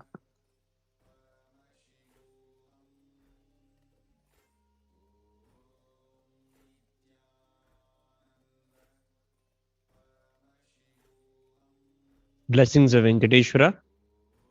You'll have all that you seek. Blessings.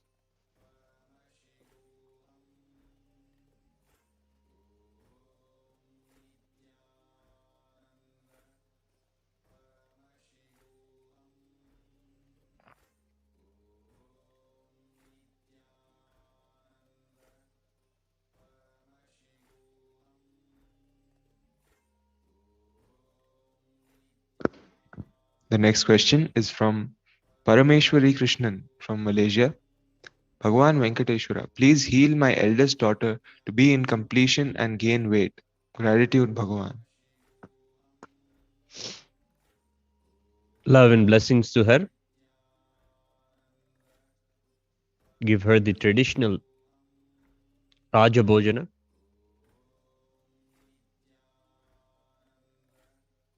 Pay careful attention to her health. Blessings of Venkateshwara.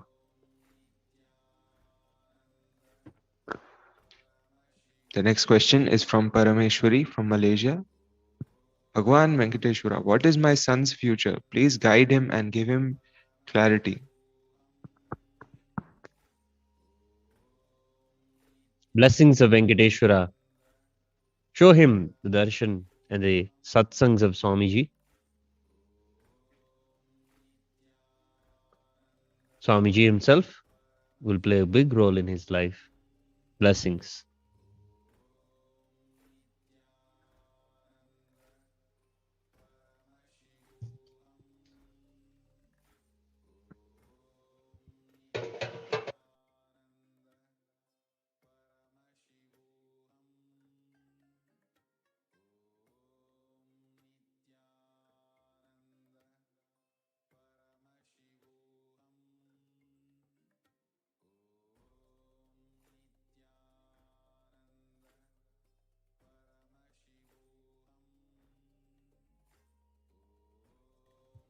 The next question is from Manitya Mahagovinda Rupini Ananda from Germany.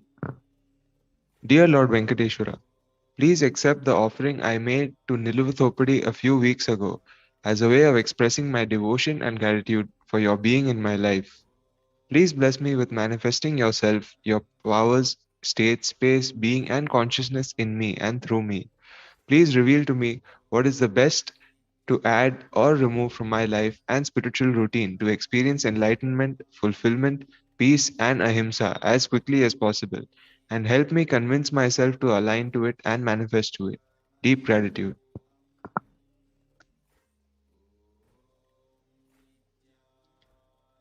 Blessings of Venkateshwara. Bring collective integrity into your life. See where collective integrity will give more and more healing and completion in your life. Work on the words of Swamiji in you. Blessings. The next question is from Utpal Thakkar from United States. Dear Lord Venkateshwara, humble pranams. How can I cure my anxiety and HDHD? Thank you.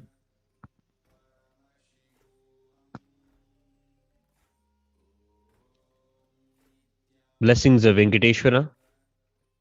Start working and serving others in your life. All your internal problems will become redundant. Think for others and manifest their reality. Blessings.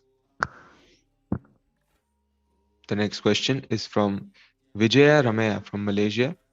Bhagwan Venkateshwara, healing and blessing me with conscious health, with yogic body, long life, and living in with space with collective integrity, deep connection with ultimate conscious being, responsibility, space, enriching and causing, happening in the Satsang and Kailasa, manifesting all powers with powerful cognitions, liberating from patterns and enlightenment. Love and blessings of Venkateshwara. You will have all that you seek. Blessings.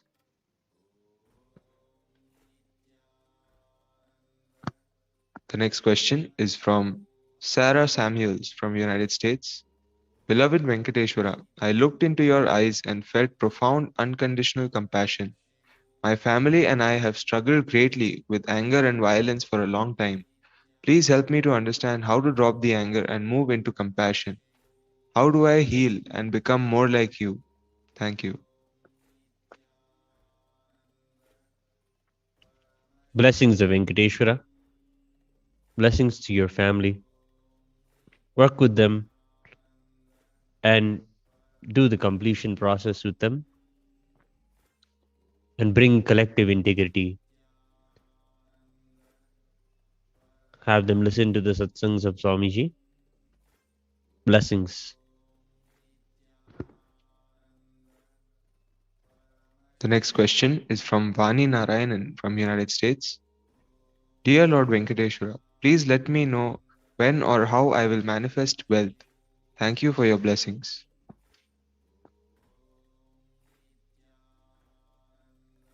Blessings of Venkateshwara. Start serving others in your life. If there are not many, have hundreds of people that you know. Increase continuously the number of people that are there in your life. Expand your consciousness and accommodate all of these people in your inner space and give them the love of Swamiji, the teachings of Swamiji, the attention that Swamiji gives, all of that. give them. This way, you will attract tremendous compassion and you will build Kailasa and you will have and be showered with tremendous wealth. Blessings. The next question is from Evelyn Telchit from Guadalupe. Lord Venkateshwara, I want you to download in me the philosophy of Shaivism Tantra. I want to practice it and transmit it with the cultural tools of my community.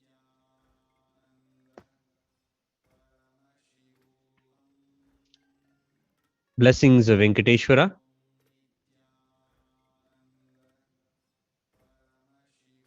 Start immediately practicing the techniques in the Shiva Sutras. You'll have profound experience. Follow the collective integrity that Swamiji is teaching, and you'll have a way to share this experience with your community. Blessings. The next question is from Tara Thomaso from Guadalupe. Lord Venkateshwara, I want you to free me from all my karmas and erroneous memories. Blessings of Venkateshwara. Offer the Pratyakshapada Puja and all of your karmas at the feet of Swamiji during the Guru Purnima. Blessings.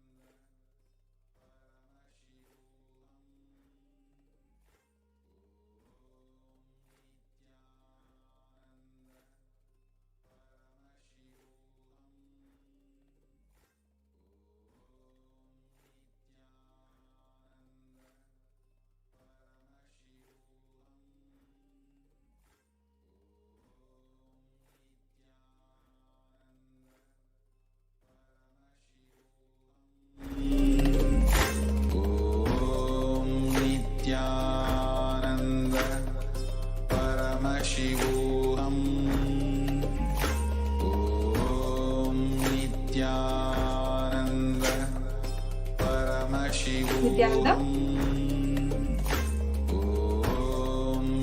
Nithyananda Paramashivoham. Om Nithyananda Paramashivoham.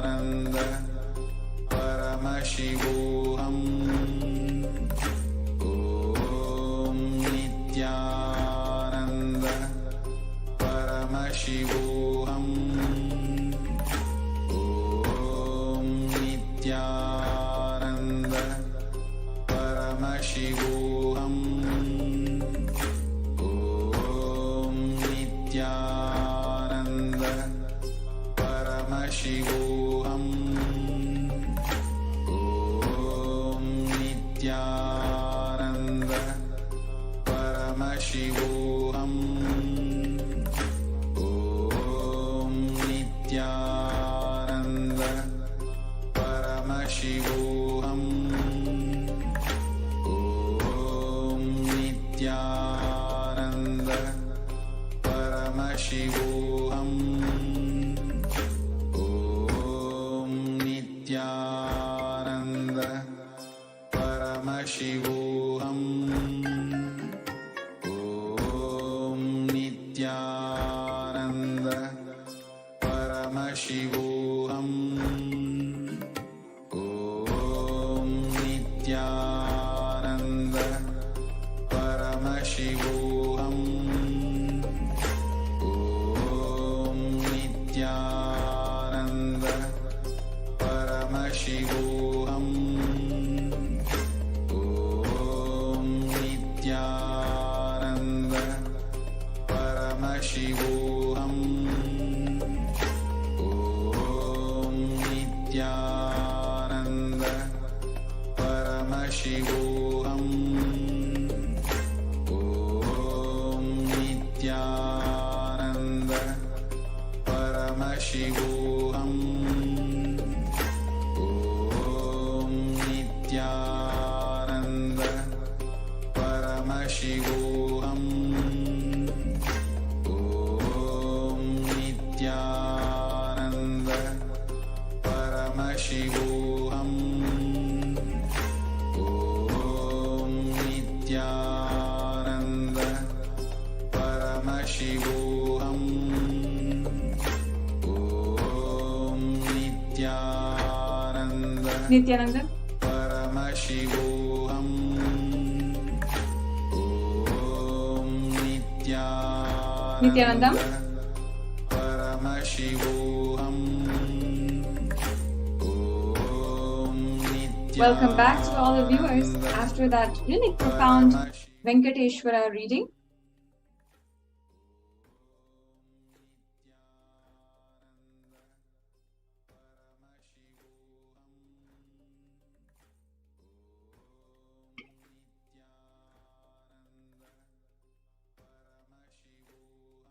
Yes.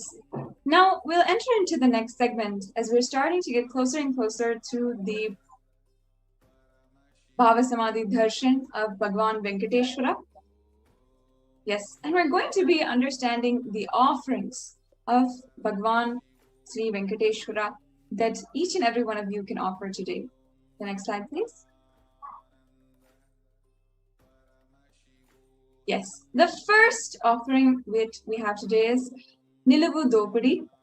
There is a beautiful tradition in the Tirumala Tirupati temple called Niluvu Dopadi, where devotees of Bhagwan Venkateshwara offer whatever they have, money, gold, jewels, etc., in the hundi as an offering of their incompletions and karmas at the feet of Venkateshwara. The Supreme Pontiff of Hinduism has opened this opportunity for all of the devotees across the world to be revealed from the Dopadi, as directly the Supreme Pontiff of Hinduism will be gracing us in the Venkateshwara Bhava Samadhi Darshan and accepting our offerings and liberating us from the karmas and incompletions. Yes, we can go on to the next slide.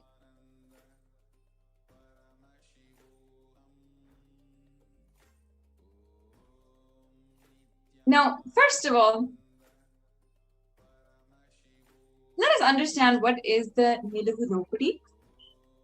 Literally, the Niluvu Dopadi means snatching away. And it is a very ancient, very practiced culture and tradition in Tirumala Tirupati and all the devotees of Venkateshwara.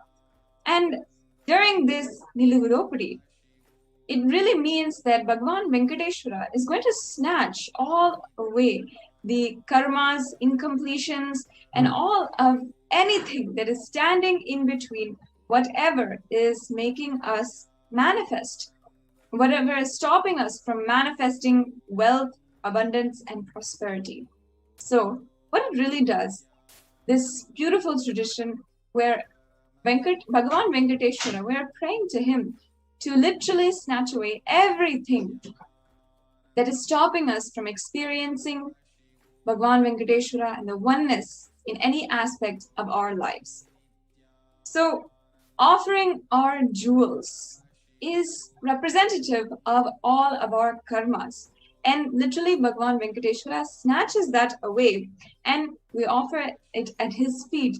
He snatches it away and relieves us from all the karmas which is stopping us from manifesting wealth and abundance and prosperity, love and compassion, and all the things that he represents in our life.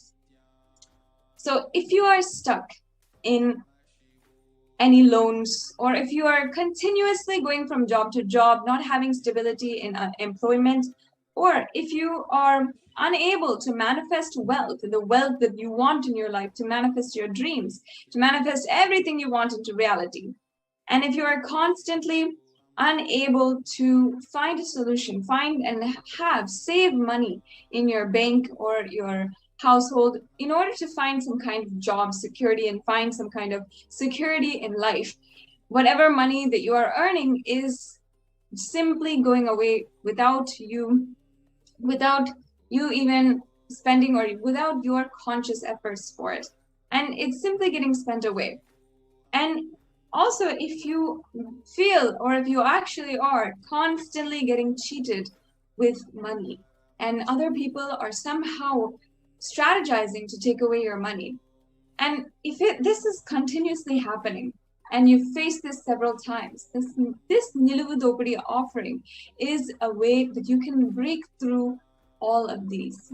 Now understand that each and every one of these is some kind of karma that we are facing. For example, if you're not able to find a job, if you're not able to, and you're continuously going from job to job and you're not able to experience and have that kind of job security that you want, or find the job that you really want in your life that pays and that stabilizes your life, that really gives you the satisfaction of the purpose of doing the purpose of your life, then it is somewhere inside of each and every one of us where it is stopping that from manifesting into reality. There's some incompletion inside of us, some karmic cycle that we are continuously running into when we experience the wealth dimension in our lives. And this offering of the Niluvu Dopadi is a very traditional offering where we are offering directly to the Supreme Pontiff of Hinduism, who is manifesting as Bhagavan Sri Venkateshwara, and his energy is literally breaking through all of the karmas and removing exactly what we need to break through this karmic cycle and experience exactly what we want in our life, whether it is job security, whether it is abundant wealth, whether it is stability in your bank account and savings account, whether it is getting out of your loans. If you're feeling stuck in any of these places, understand that this is a very powerful, sacred solution from Sanatana Hindu Dharma that you can offer to the Nijavatar, the all-permeating, most powerful presence, incarnation of Paramashiva on planet Earth at the moment. And you will be able to see just within a few days how this breakthrough happens in your life. If you're not able to get out, if you're not able to work out any of these, this is the solution for you. There are so many ways that you might have tried before, but in this way, you can offer the Niluvu Dopadi and you will be able to manifest exactly what you want. So a couple of details about the offering to Venkateshwara. This Niluvu Dopadi offering is any amount which you wish to offer to Bhagavan Sri Venkateshwara. It is the offering of any gold jewelry, precious gems, currency to Bhagavan Venkateshwara. Offering the Niluvu Dopadi removes all the karmas of all lifetimes, as by dropping the various attachments, we surrender ourselves at the feet of Bhagavan Venkateshwara. And here we have a link that is providing, the link is provided for the Venkateshwara offerings. So any of the offerings that we're going to be speaking about today, you can go to this link and offer. And also if you'd like to offer this Niluvu Dopadi, you will be able to do this, you'll be able to go to this link and follow this link to know more about it. Any cash offerings that you'd like to make can go to tiny.cc/bsdsevas-first-may, and you'll be able to get this offering. You'll be able to follow the next steps for making this offering in your life, manifesting this offering, and finding that deep oneness connection, establishing such a deep, prayerful connection to Bhagavan Venkateshwara. Yes, we can go on to the next slide.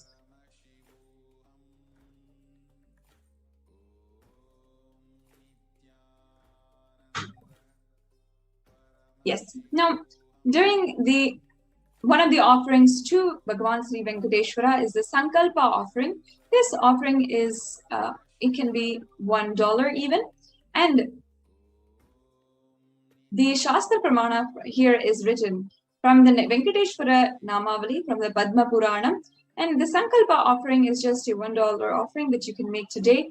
You can make it on, at the registration, following a registration form. Or if you are on YouTube and you are a member of Kailasa's Nithyananda YouTube channel, you can make this offering on the super chat and make your donation at that point. So this is the Sankalpa offer. The next slide, please. This offering of the Sankalpa, the conscious resolution, blesses the person who is offering with all the fruition of the desires and wishes that he is yearning for.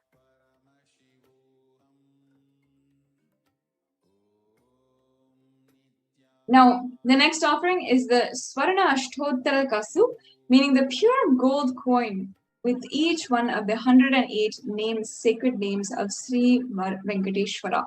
So here we have all of the names of Venkateshwara, and it goes Om Sri Venkateshwaraya Namaha, Om Srinivasaya Namaha, Om Lakshmi Pataye Namaha, Om Anayunuyaya Namaha, Om Amrutamasane Namaha, Om Bhadavaya Namaha, Om Krishnaya Namaha, Om Sriharaya Namaha, Om Jnana Panjaraya Namaha, Om Srivatsavakshase Namaha.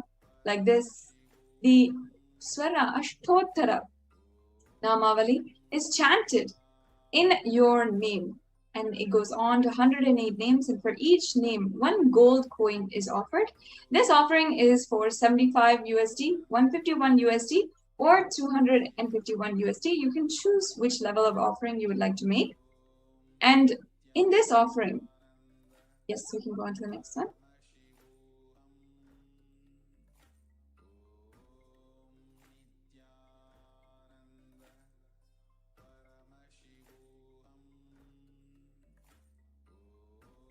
In this offering, the offering of the Swarna Ashtottara Kasu, it blesses every single one with the fruition of all of their desires and wishes and the blessings of Bhagavan Sri Venkateshwara.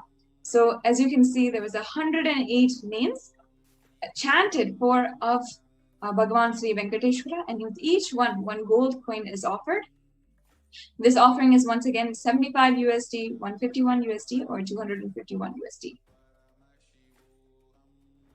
Now, the next offering is the Swarna Tulasi Patram, and this is, the cost is $600. And here, the Supreme Lord is costlessly merciful upon his devotee, so much so that even the poorest of men can offer him a little water and a flower in devotion and thus please him. This is due to his affectionate dealings with his devotees. Offer a tulasi with pure love to receive his grace forever.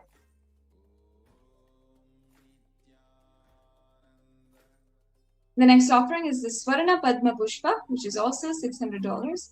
And here is one of the Pramanas, one of the translations, which says, if one offers to me with devotion a leaf, a flower, a fruit, or even water, I delightfully partake of that article offered with love to me by my devotee in pure consciousness. Offer a gold flower to last eternally in oneness with the avatar. The next slide, please. Once again, if you'd like to make these offerings, you can go to the link provided. The next offering is the gold toe ring. The reference here is from the Lakshmi Narayana Samhita. The next slide, please. This offering is for 750 USD. The offering of Abharanas to Vishnu. The jingling anklets on the feet of Vishnu is the Abharana for the anklets, the toe rings on his feet and the bracelet on his arm, as well as the Abharana on his waist. So you can offer the toe ring for Venkateshwara up to receive the blessings for longevity in your life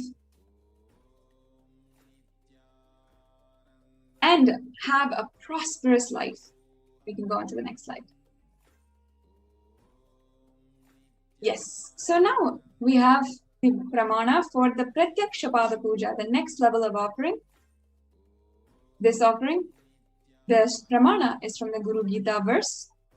The English translation goes, I worship the Guru's 2 feet, which are within the reach of the speech, thought, and contemplation, and which have different lusters, white and red, representing Shiva and Shakti. The next slide, please. And you can offer this Pratyakshapada Puja to clear your karmas, to remove any obstacle in the path of your enlightenment, express gratitude and strengthen your feeling connection with the Guru, manifest auspiciousness in all dimensions of life, health, wealth, and relationships.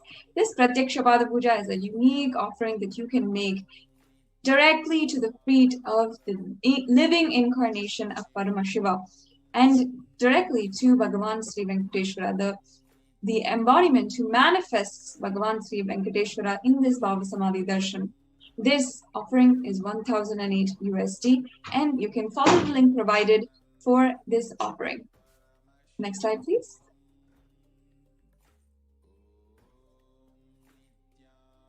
Yes. Now, the next offering is the Guru Dakshina, a tradition offer where you can offer any amount to the Guru. This is referenced from the Kularnava Tantra, the 12th chapter, verse 18. I'll now be chanting the English translation. When you are devoted and in oneness, the Guru gives the mantra. Therefore, one should offer wealth and even his very life within him with devotion. Yes, the next slide, please. So the next offering is the E-Hundi offering, a general donation that you can make. Any of these, if you'd like to make a donation at your capacity and wish for the prayers and blessings of Bhagavan Sri Venkateshwara. The next slide, please. Yes, so now we've come to a conclusion of all of the offerings that are available for you to offer today. Now, here are a summary list of all the offerings. I can go through them. The E-Hundi offering, which is any amount that you'd like to make today. The Niluvudopadi, which is any jewelry that you want to make and offer. The Sankalpa chanting, that can be $1. The Swarna Ashtottara Kasu, which is the gold coin with 108 names, which can be offered in $75, $151, or $251. Then the next offering is the Swarna Tulasi Patra, the golden Tulasi leaf, which is $600. The Swarna Padma Pushkam, the gold lotus, which is also $600. The Metti, the toe ring, which is $750. The Pratyakshapada Puja, which is $1,008. And the Vastra Seva, the offering of the sacred dress, which is also $1,008. Now, we have 3 different ways for you to begin your registration today. You can go to the registration form and fill out the details for the Sankalpa for all of the Abharanas. And the form is tiny.cc/bhavasamadhi. The payment link that you would need to go to is tiny.cc/bsdsevas-1st May. And the payment details link for any $1 or multi-currency offering is tiny.cc/sankalpa2021. So make sure that you are going to these links. And first of all, please understand that even if you are not ready immediately to make these offerings, if you feel that you would like to offer your gratitude and your Ishta Devata is Bhagavan Sri Venkateshwara, your Guru is the Supreme Pontiff of Hinduism, and you feel that this is perfect offering that you want to make, and This is one of the ways that you want to beautifully feel the gratitude for every single thing, that how the Guru has manifested in your life, how Venkateshwara has manifested in your life, or manifest Venkateshwara and the wealth and abundance in your life. If you're feeling that you would like to do this, you want to, but you need help in manifesting, make sure that you also go ahead and fill out the registration form. There'll be options for you to seek help in manifesting this beautiful offerings for Bhagavan Venkateshwara. These are the links provided. And in the next step, I request the NTB volunteer to go to the link provided. We can go to the first link.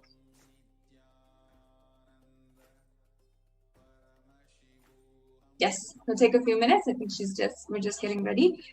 If you want to manifest any of these offerings, make sure that you start the process today.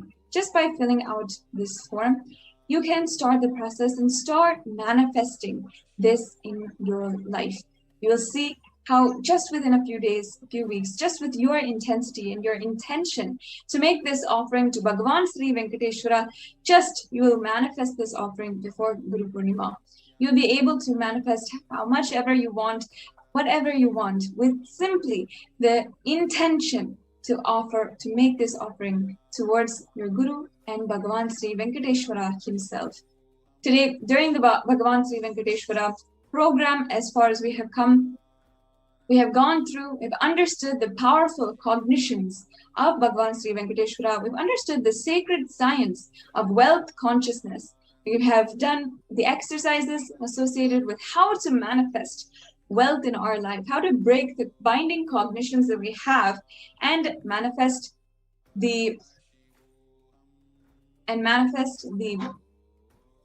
all of the beautiful cognitions associated with wealth and abundance. And now, in order to deepen that, we have just gone through all of the offerings. In the next segments, we will be understanding how Baba Samadhi Darshan really works and proceeding towards the Baba Samadhi Darshan. Before that, we'll just go through a quick walkthrough of how to make the payments for any of the offerings today.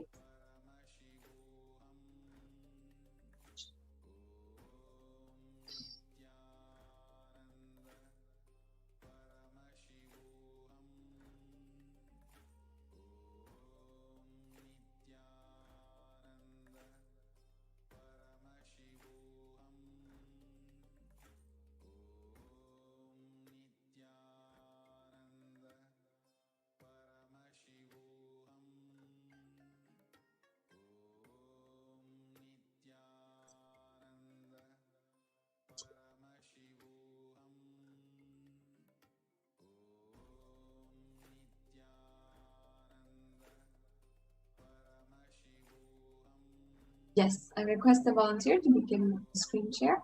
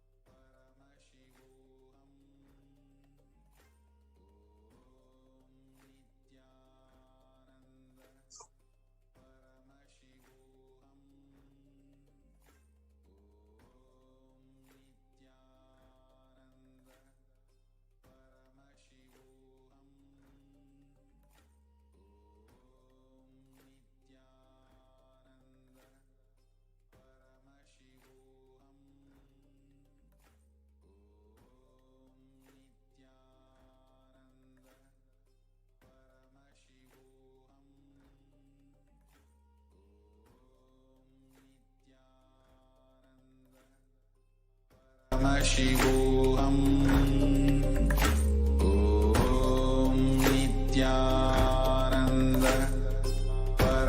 Paramashivoham. Om Nithyananda Paramashivoham. Om Nithyananda Paramashivoham. Om Nithyananda Paramashivoham. Om Nithyananda Paramashivoham. Om Nithyananda. Yes, so as you can see, this is the form that you can go to in order to fill out your details for offerings, making offerings during the Bhava Samadhi Darshan. Yes, we can go next. And these are just brief questions that we'll go over, and you can fill out your details for making the offering. And make sure that you select the Venkateshwara Bhava Samadhi Darshan. And then go further with the questions today. In this very simple 3-step form, the next way is to go through the Sankalpani, is to, after your payments, make sure that you fill out the details for your Sankalpa. So yes, okay. Yes, so in this you will fill out the payment details, and also you'll fill out your details so that your Sankalpa name and your different details are chanted during the offering to Bhagavan Sri Venkateshwara today. So yes, and can we also go to the YouTube live link? Another way that you can make your offerings for the E-Hundi offering or the Sankalpa offering is through the Kailasa's Nithyananda YouTube channel on the super chat. So you can become a member of the Kailasa's SPH Nithyananda YouTube channel and make sure that you go to the live video and you can make an offering on the super chat. You can go to the steps provided for making an offering, making any kind of donation in the E-Hundi offering. And this also will bestow the grace and blessings of Venkateshwara for you. Yes. So you can see that you'll be able to make an offering once you sign in to the chat, and make sure that then the options will show up for how you can make your offering today. So once you're on this link, you'll be able to see the links and the steps provided for the offerings. So now it has come time for each and every one of us to get prepared for the Bhava Samadhi Darshan. In the next segment, we will be going through the details, how Bhava Samadhi Darshan works, what is the science behind it, and how literally you can manifest the deep oneness with Venkateshwara and manifest everything that you want in your life today. So we'll just be right back with all of the viewers after a very quick break and go on to the next segments in today's program.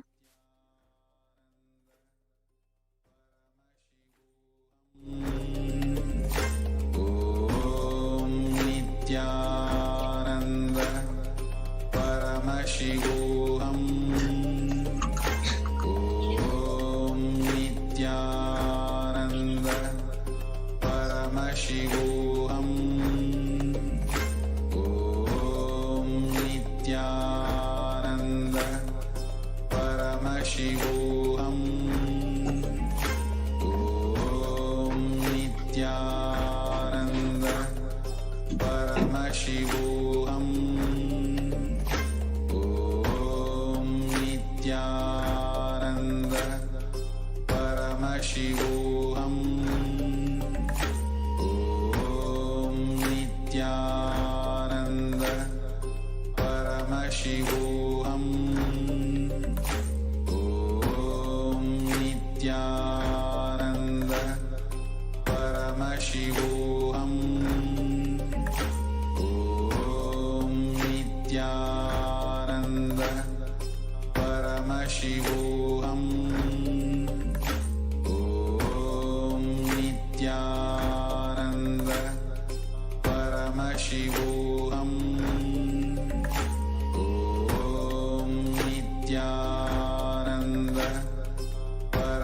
Paramashivoham. Om Nithyananda Paramashivoham.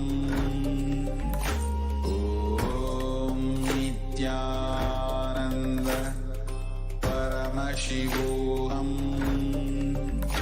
Om Nithyananda Paramashivoham. Om Nithyananda Paramashivoham. Om Nithyananda Paramashivoham. Om Nithyananda Paramashivoham. Om Nithyananda Paramashivoham. Om Nithyananda Paramashivoham.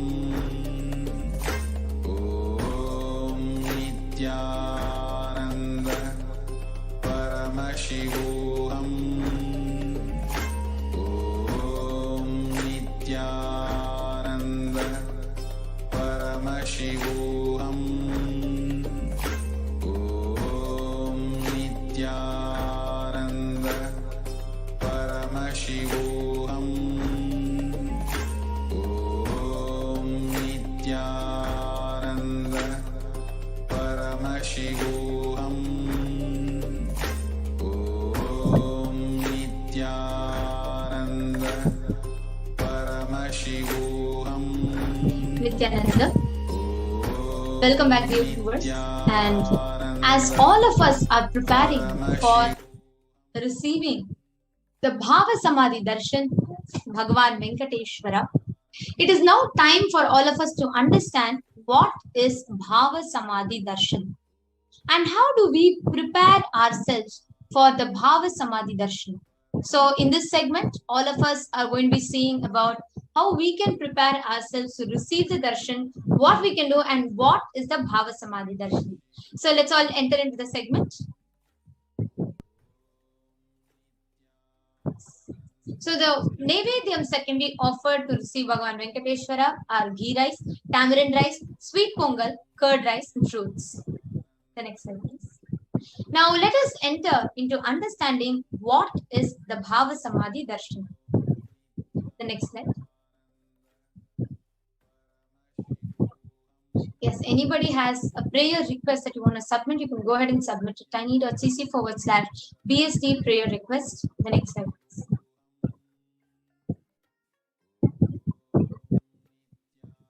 Yes, in today's darshan, the Supreme Pontiff of Hinduism, His Divine Holiness Bhagavan Sri Nithyananda Paramashivam, in physical bodies embodying Sri Venkateshwara.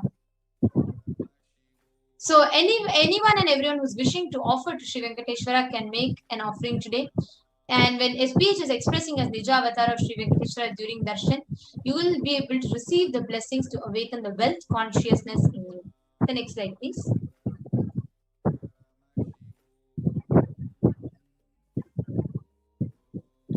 Sri Venkateshwara is very unique in Tirupati Tirumala, where the Nija Avatara became Archa Avatara, blessing the millions of people, where the consciousness, which is formless, expresses the being through Divya Sharira, the light body, and manifests as Nija Avatara, the physical embodied form, for us to experience the divine. The next slide, ma.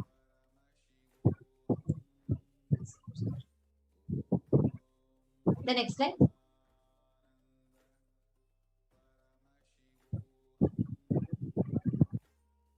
There's a beautiful scriptural reference from Malini Vichottara Tantra that we have. It says, Kathana Chakti Padadva Yadva Padavalokanat Prasadat Swaguro Samyak Prapyate Paramam Padam. By the enlightening teachings of the Guru Kathana, by the Shakti Pada, the graceful transmission of the spiritual powers, by looking at the sacred feet of the Guru, or by the complete loving favor of the Guru, Prasada, the ultimate goal and space, Paramam Padam is attained. Bhava is defined as directing and activating the emotional and spiritual energy that is created through meditation on the avatar. Bhava Samadhi Darshan is not an event that is happening in time and space. Rather, darshan happens when you are lifted out of space and time. During the Bhava Samadhi Darshan, our neurons mirror that of the avatar. The mirroring of brain neurons happen. First slides, please.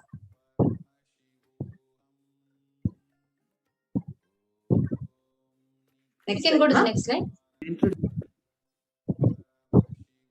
See, the brain neurons mirror, activate, and process all the observed movements or the information of the avatar just by seeing and without any other physical act of imitation.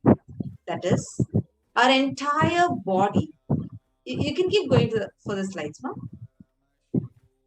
Our entire body silently, without any movement, recreates what is happening in the avatar, distances far away, experiencing the superconscious energy radiated by the avatar.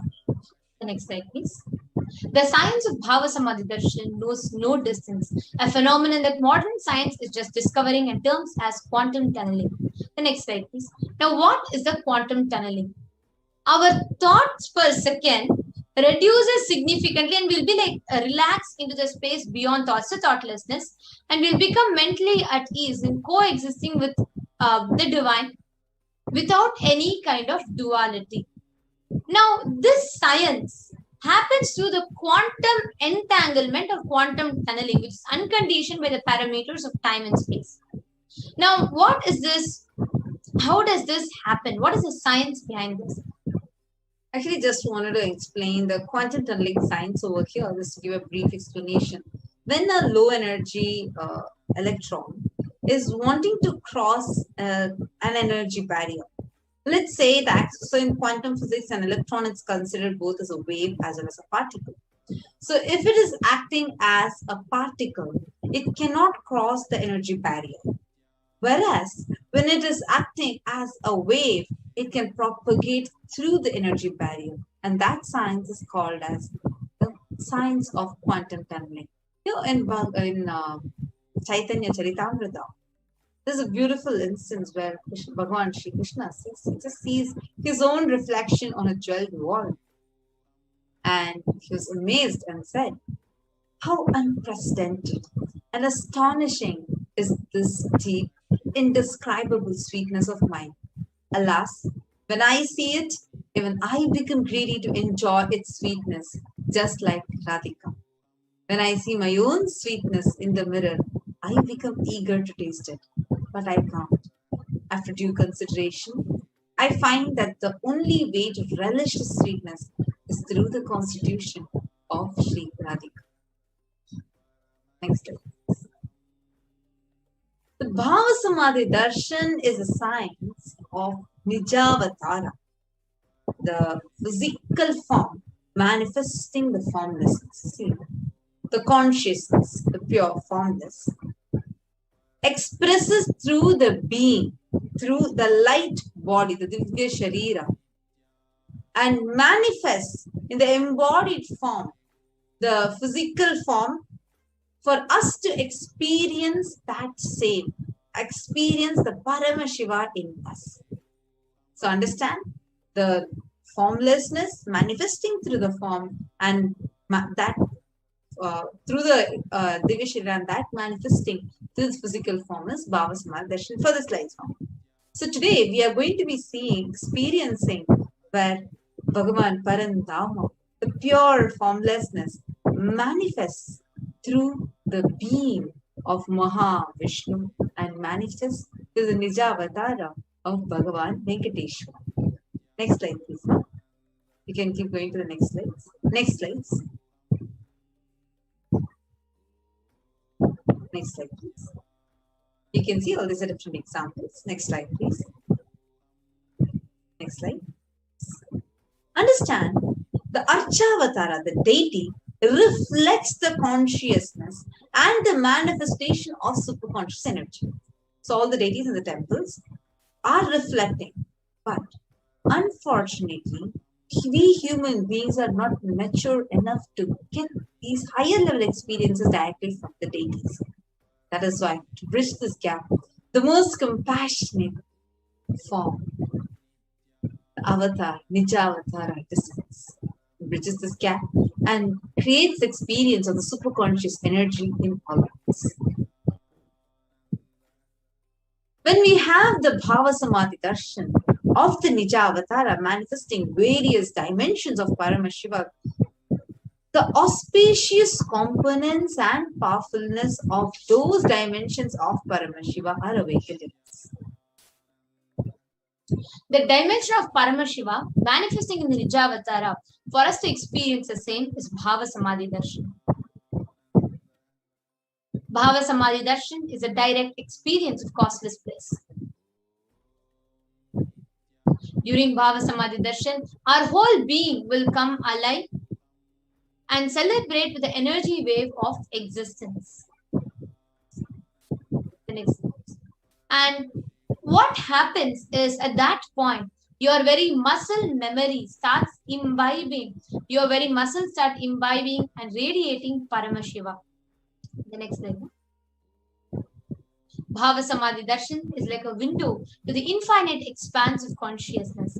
It allows us to glimpse the formless in a way that we can understand. Even without much effort from our side, our very bio-memory awakens to the space of Paramashiva, the ultimate consciousness during the Bhava Samadhi Darshan. To have a glimpse of, having darshan of an avatar cleanses the karmas of lifetimes and creates a deep and lasting transformation in us. Now, what is the best way you can receive the darshan? The space of gratitude. What happens is when you are in the space of gratitude, it enables you to reflect the consciousness in all levels, your physical, psychological, ultimately in the conscious level. The darshan meditation, as a preparation, helps us fall into the space of gratitude. And it is during that time we drop conscious resolutions, the Satya Sankalpa of anything that we want or need in our life. And we become ready to reflect the consciousness of Paramashiva.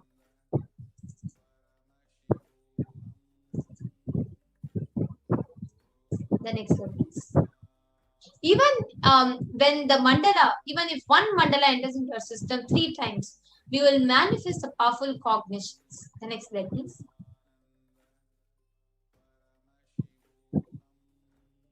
Now, how do you receive the darshan? Just sit, just look at Swamiji, let's look at Paramashiva, Parandhama, and say, Prabhu, I know you are the source of everything. You are everything, and you are in the embodied form as the Supreme Pontiff of Hinduism, His Divine Holiness Bhagavan Shri Nithyananda Paramashivam as well.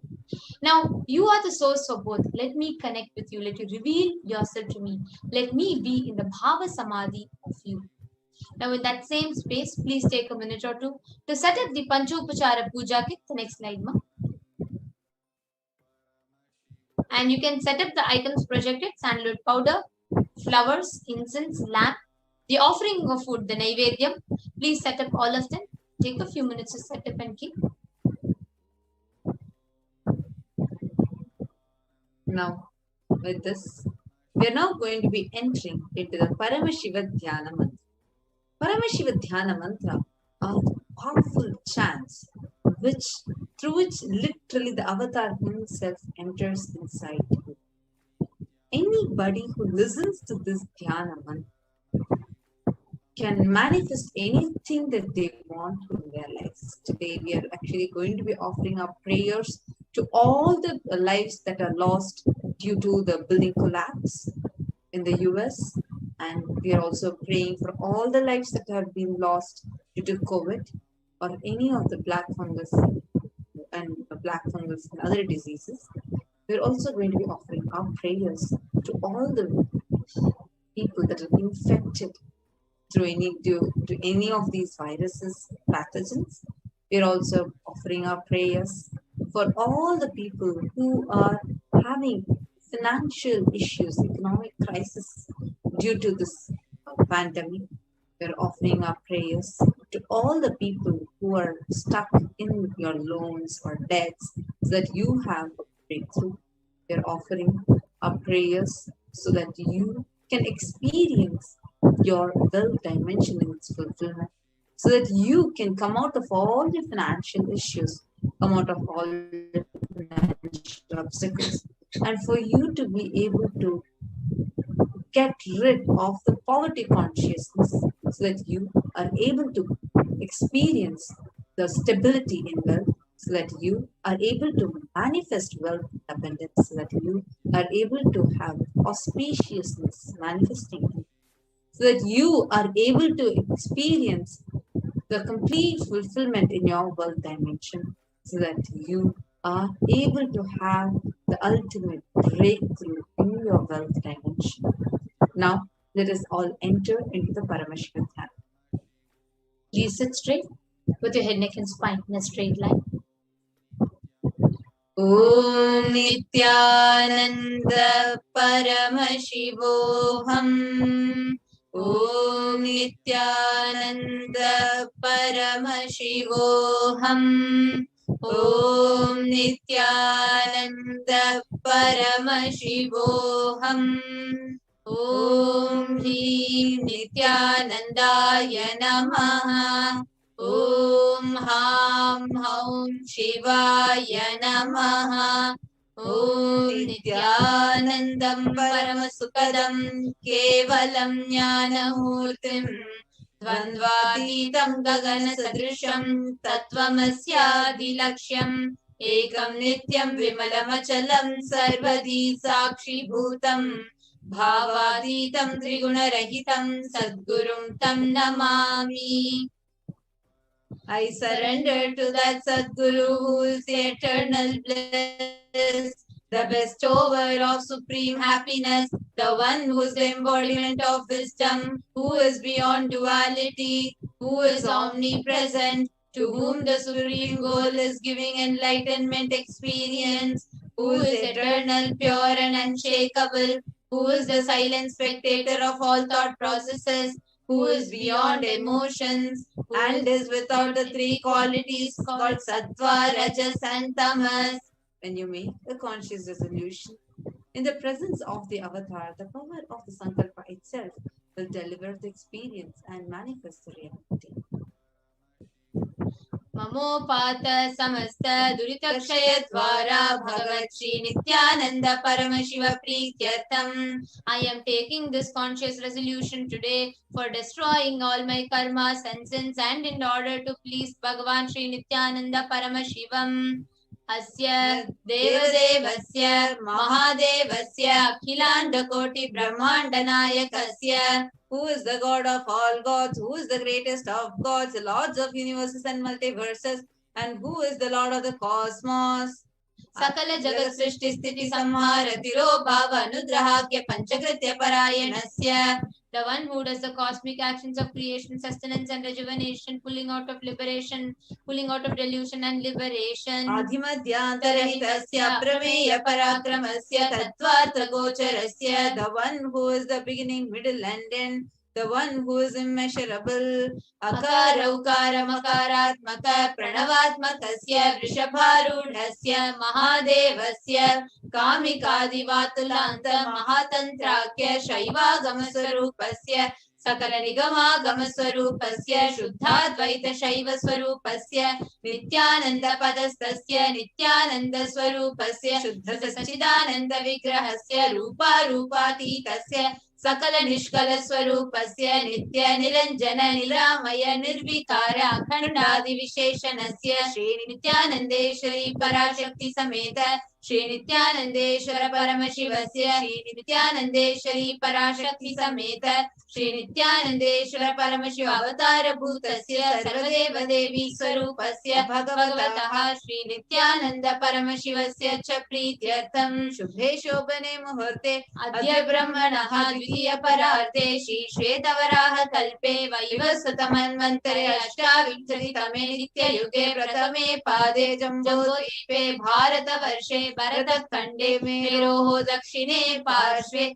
Shakabde Asmin Vartamane Vyavaharike Prabhavadinam Shastyaha Samvatsarana Madhye Shubhanam Samvatsare Shubhayane Shubharitau Shubhamase Shubhapakshe Shubhatitau Shubhavasara Yuktayam Shubhanakshatraye Shubhayoga Shubhakarana Evam Guna Visheshana Vishishtayam Asyam Shubharitau. During this auspicious time, during the second half of the lifetime of Lord Brahma, during the Kalpa called Shvetavaraha, during the regime of Vaivasvata Manu, during the first quarter of the Yuga called Nitya Yuga, in the island called Jambu, in the continent called Bharata Varsha, in the Indian subcontinent called Bharata Kanda, in the southern side of the Mount Meru, in the Saka era, during this auspicious year, which is one of the set of 60 years, which is in practice of which Prabhava is the first year, in the auspicious Ayana, in the auspicious season, in the auspicious month, in the auspicious Paksha, on the auspicious Tithi, on the auspicious day, during the auspicious Nakshatra, auspicious Yoga, auspicious Karana,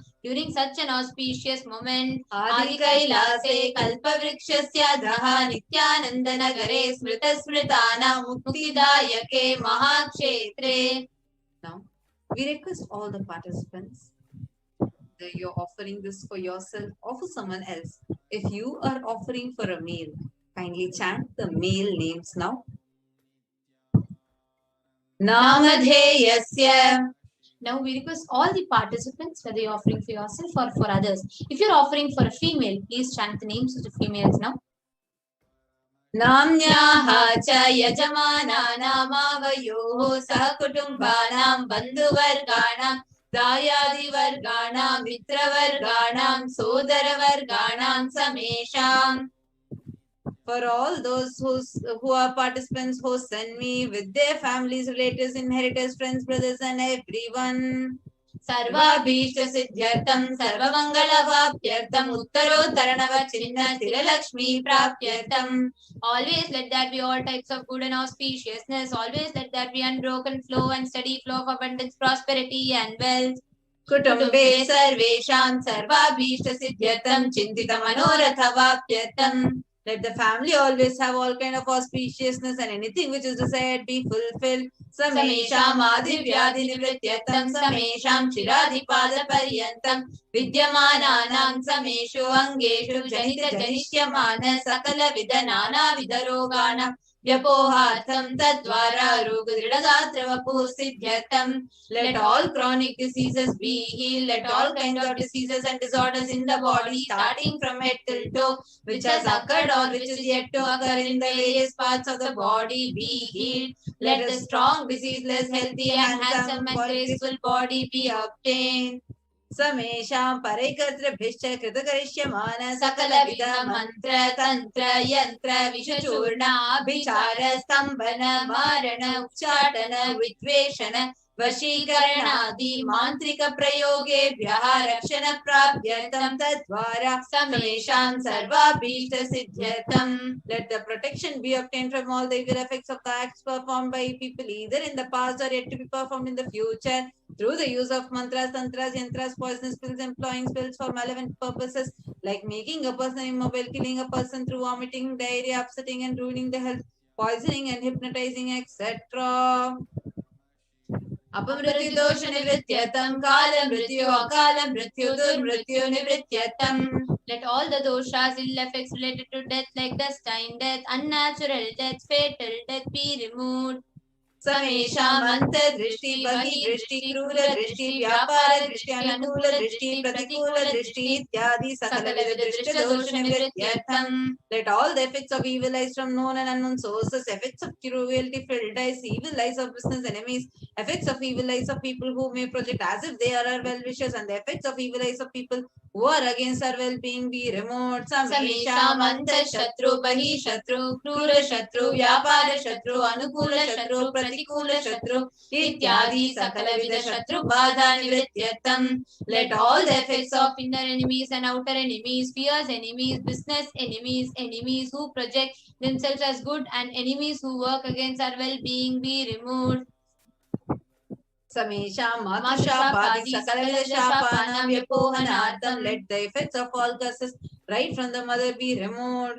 Anadi Avidyavasanaya Pravartamane Asmin Mahati Samsara Chakre Vichitrabihi Karmagatibihi Vichitra Suyonishu Punapunahane Kadajanitva. From time immemorial, due to ignorance, we get caught in the vast cycle of birth and death. Due to the effects of our action, we take birth again and again in various bodies, which is quite strange. Kenapi punya karma visheshena bhagavataha Shri Nithyananda Paramashivasya parivitaya kripaya idani dana manushya janma praptavatam. Yet, due to some good action with the extreme compassion and immeasurable compassion and grace of Bhagavan Shri Nithyananda Paramashivam, we have been blessed with a human body. Samesham iha janmani purva janmani janma janmantareshu sarvaihi kritanam Shiva ninda devi ninda guru ninda dosha vyapohartam Shiva parada devya parada guru parada dosha vyapohartam.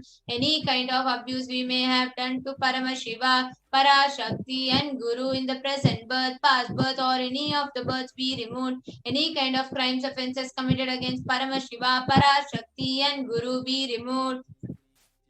Brahmahatya Surapana Swarnasteya Gurukalpagamana Tansargakya Panchamahapatakadi Samasta Papa Vetiriktatam. Let the 5 great sins like killing a Brahmin, drinking prohibited alcohol, stealing gold, having illicit relationship with Guru's wife, one's own mother, elder sister and other such motherly figures, and associating with those people who have committed one or other above crimes, above sins be removed. Apicha sarve balye vayasi kaumare yauvane vardhake cha. Let all the karmic effects of action done as a child, adolescent, youth and as an old age person. Jagrat Swapna Sushupti Avastha. So let all the karmic effects of action done in the wakeful dream or deep sleep state. Karmendriya Jnanendriya Vyaparaihi Sambhavitanam. Let all the sins done through karmendriyas, that is 5 organs which perform action like speech, hands, feet, excreting and reproductive organs, and the jnanendriyas, the 5 organs which receive information like ears, eyes, nose, tongue and skin. Rahasyakratanam, Prakashakratanam, Adipatakanam, Upapatakanam, Sankalikarananam, Malinikarananam, Apatrikarananam, Jati Bhramshakanam, Prakinitanam, Evam Navanam, Navavidhanam, Bahunam, Bahuvidhanam, Sarvesham Papanam Satyaha. Let the sins which are done openly or secretly, the greatest of great sins, minor of minor sins, multiple sins, sin like raping a woman, unjustifiable sins, sin of destroying the caste system, narrow-minded sins, such 9 types of sins and 9 types of sins, and more sins and more types of sins be removed immediately and instantly.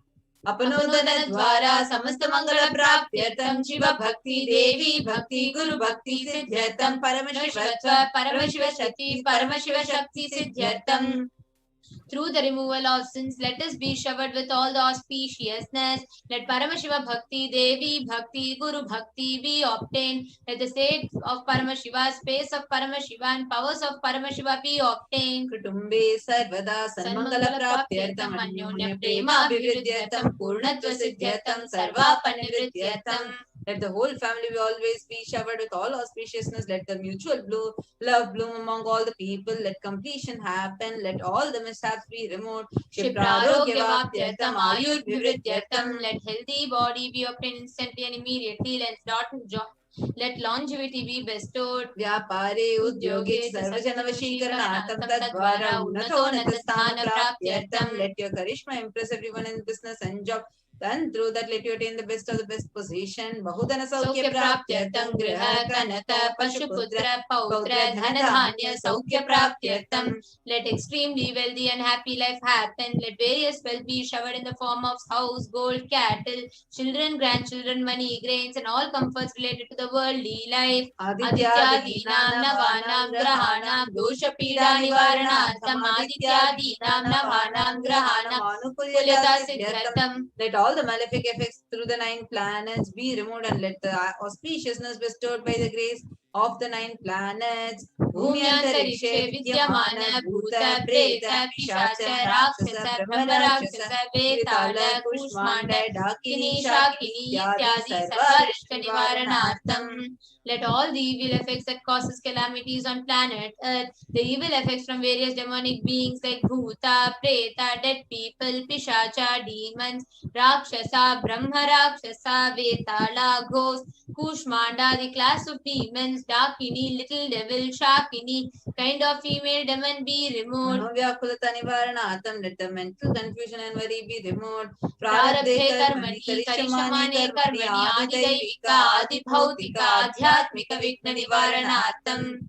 Let all obstacles be removed with regard to actions done or going to be done relating to God, world and spirituality. Samastarana nivaranartham Dhanalakshmi, Dhanyalakshmi, Santanalakshmi, Saubhagyalakshmi, Vidyalakshmi, Shauriyalakshmi, Veeralakshmi, Vijayalakshmi, Ityadi. Ashtalakshmi Paripurna Kripa Kataksha Siddhyartham. Let all the loans be removed. Let all the Ashtalakshmis like Dhanalakshmi, wealth, Dhanyalakshmi, food and grain, Santanalakshmi, offspring, Saubhagyalakshmi, fortune, Vidyalakshmi, knowledge, Shauriyalakshmi, bravery, Veeralakshmi, heroism, Vijayalakshmi, success be showered. Parikshasu Unnatastane Vijaya Praptyartham Sarva Vidya Parangata Siddhyartham Medha Shakti Grahana Shakti Abhivridyartham. Let the top rank be obtained in the examinations. Let all the excellence be acquired in the fields of knowledge. Let the memory, power, understanding, ability be increased. Ityadi Sakala Sanmangalani Guru Krupa Katakshena Praptyartham. By the grace of Guru, let all the auspiciousness be showered upon Sri Kailasa Sonadadvaja Shanta Shyamala Pita Rudha. The one who has ascended the Madarayadinam Shyamala Peetham, the Peetham established by Devi Meenakshi, the incarnation of Shyamala Devi, which is the supreme place of Kailasa, where Paramashiva resides and rules the whole cosmos and Kailasa. Meenakshi Sundareshwara Bhinna Swarupa Parashivaputra Ratna Kumara. The one who is no different from Meenakshi Sundareshwara, the most beloved son of Paramashiva, the young boy. Gurumanya Tulyavatara Shri Parvati Sanyapana Labdha Divya Jnana Vishwa Sakala Nigamagama Saraputa Dravida Veda Pravatre. The one who is Jam among gurus and unequaled avatar, the one who received enlightenment by drinking the breast milk of Parvati, author of a famous Dravida Veda, which is the essence of all the Vedas and Agama, Srimad Paramashiva Karuna Samadhika Tamaya Chitrashraya Yamana Chamara Shri Chinnakahala Samasta Viradha Valyalankrita Jnana Vijnana Chakravarti, the one adorned by the quadrangular palanquin made of pearl, received by the grace of Paramashiva, adorned by the musical instruments, umbrella, chamaram, the sacred symbols of worship, etc., adorned by the hymns of praises, the one who has won the whole world by his enlightenment and the signs of enlightenment and been accepted by all the kings as supreme ruler. Sarvajana Sangha Satyo Nirvana Diksha Vyava Parga Varsha Vishrana Jimuta Paramada Kalaba Kesari, the showerer of Videya Mukti and immutable state of enlightenment, immediately by Nirvana Diksha to all people, the one who creates bliss protecting leader, the roaring lion and trumpeting young elephant of other religions, Shaiva Siddhanta Stapana Acharya Shri Rajadi Raja Pandya Maharaja Guru Shapana Shakyadi Mahadakarnivarana Jnana Bhanu Vichanana Nararat Vajo Chetana Purvaka Srimad Rishabhadvaja Stapaka Shaiva Samaya Katre. The Acharya who established Shaiva Siddhanta, the Raja Guru of Pandya King, who is supreme king of all kings, the Guru who is also the Pandya King, supreme kings of all kings, the enlightening sun that removes utter darkness of delusion, the one who installed the Rishabha flag, the reviver of Shaivism, Sarvajna Pita Ruda, Shri Jagat Guru, Shri Jnana Sambhadra Deshika Swami, Vagisha Sundaramani Ke Vachaka Swami, अवतार भूत श्री ज्ञान संबंध स्वामी पुनरुद्धृत श्यामला पीठ सर्वज्ञ पीठ गुरु महासन्निधान, the one who is the ruler of Sarvagnya Pita, the seat of omniscience, O the avatar of such with above mentioned attributes, the guru of the whole world, Shri Jnana Sambandha Deshika Swami, Appar Sundarar and Manikya Vachaka Swami, O the ruler of kingdom of enlightenment, the Shamala Pita Mahasamastana, which was revived by Jnana Sambandha Swami, O the one who has ascended the seat of omniscience, the 293rd Guru Mahasannidhanam, Arunagiri Yogeshwara Paramparaga Arunachala Sarvagnya Pita Guru Mahasannidhana, the one who has ascended the seat of Arunachala Sarvagnya Pita in the lineage of Arunagiri Yogeshwara, Kailasa Paramparaga Kanchi Kailasa Sarvagnya Pita, Trayasrim Shatura Dushatama Guru Mahasannidhana, the one who has ascended the seat of Kanchi Kailasa Sarvagnya Pita as the 233rd Pontiff, the Guru Mahasannidhananda lineage of Kailasa, Nityotsa Nityamangala Nityakalana Nityajita Kailasa Paramparaga Adi Kailasa Nithyananda Pita, Mahasamastana Mahasimhasana Pita Kartre, the creator of the Nithyananda Pita Mahasamastana Mahasimhasana Pita, which is eternally celebrating auspicious festive and having the attractive energy of enriching Sakshat Shri Paramashivoham Bhuta Kailasa Paramparaga Vaivasat Manishwa Kvarishchandra Bhagirata Shri Ramachandra Shurasya Nityadi Anavachinna Sarvabhauma Chakravarti Paramparaga Chatushashti Yogini Mandita Sampradaya Pravartaka Madhudharma Shasana Surya Vamsha Prapta Sarvagnya Pita Surangi Samrajya Mudha Abhishikta Chudamani Sakshat Shri Paramashivoham Bhuta Kapila Guru Punaradhrita Mahanirvani Pita Stotra Shri Mahamandaleshwara, the 1008 Mahamandaleshwara of Mahanirvani Pita, established by Bhagwan Paramashiva himself and revived by sage Kapila.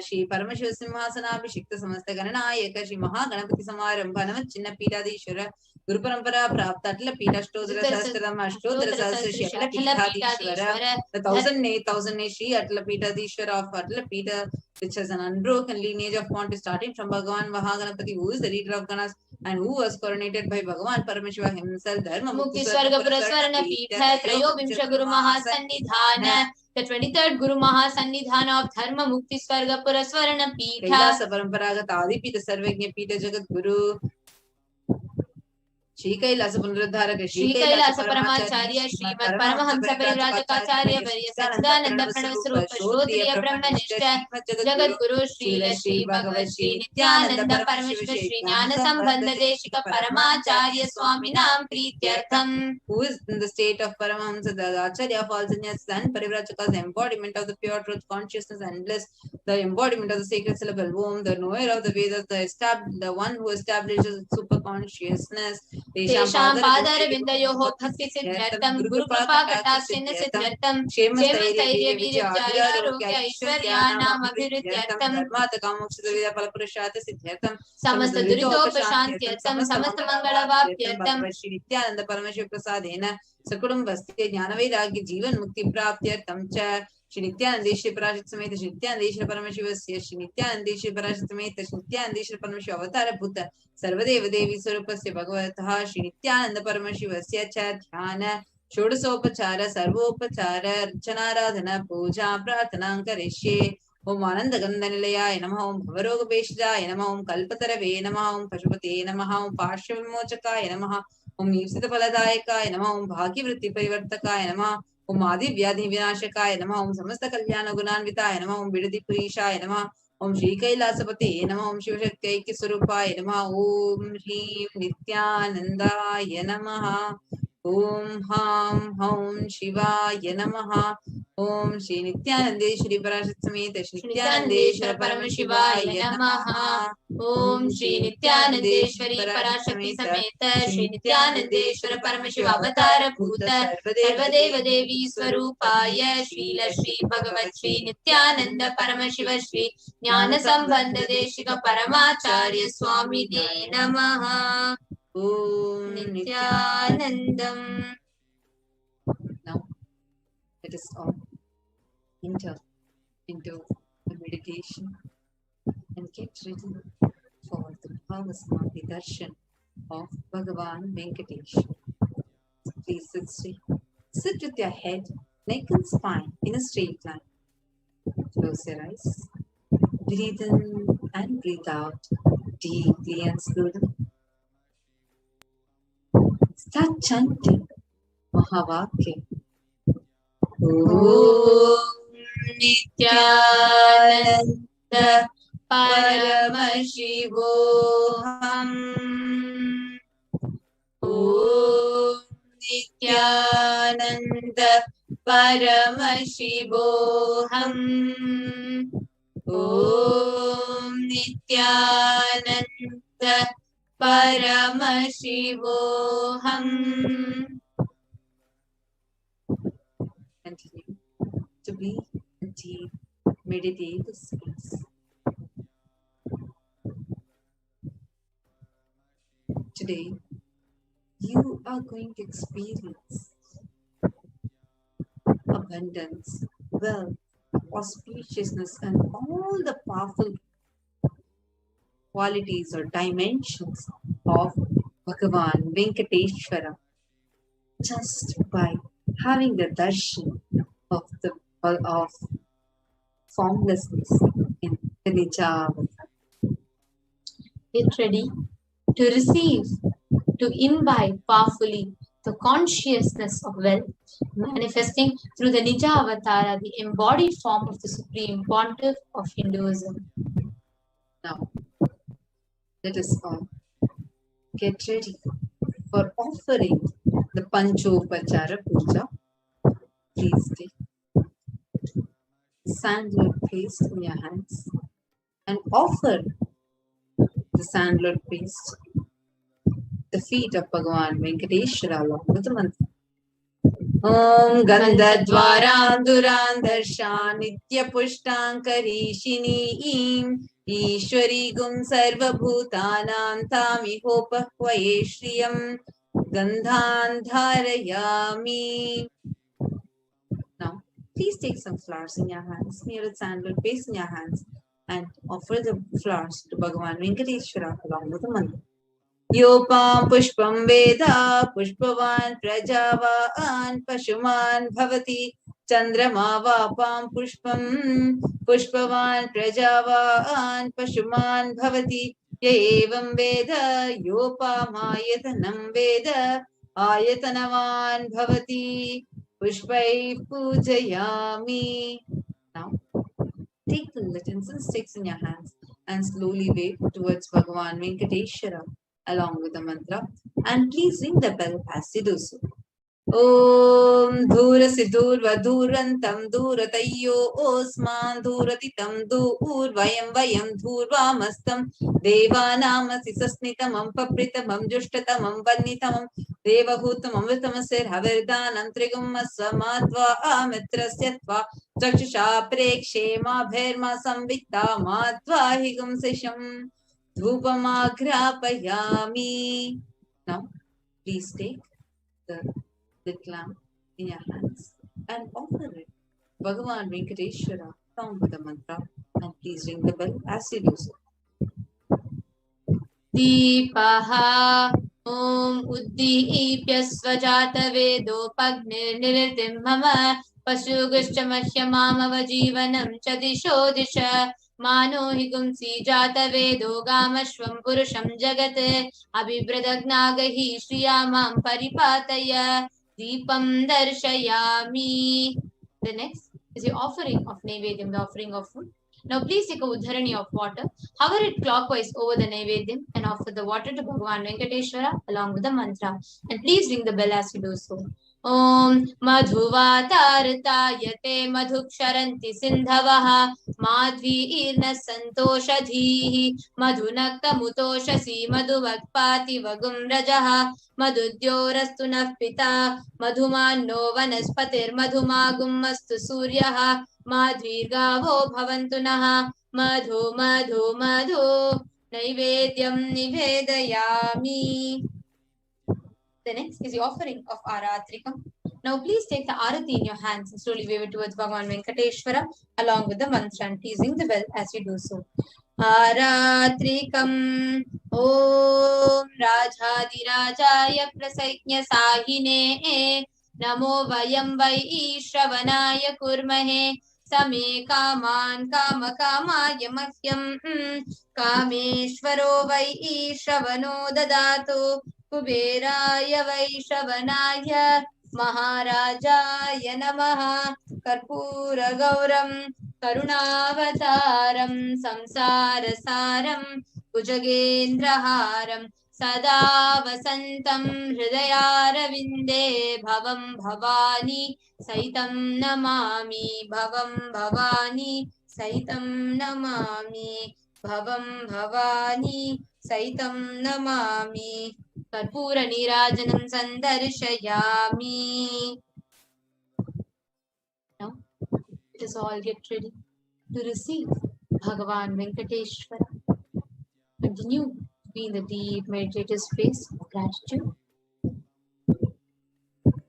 Om Nithyananda Paramashivoham.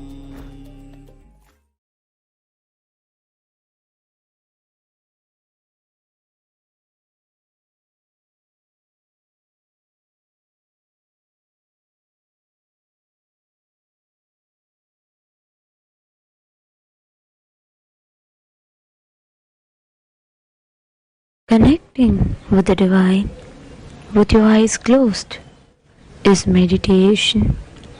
Connecting with the divine with your eyes open is darshan. Come, let us all now move from meditation to darshan. Slowly, very slowly, please open your eyes.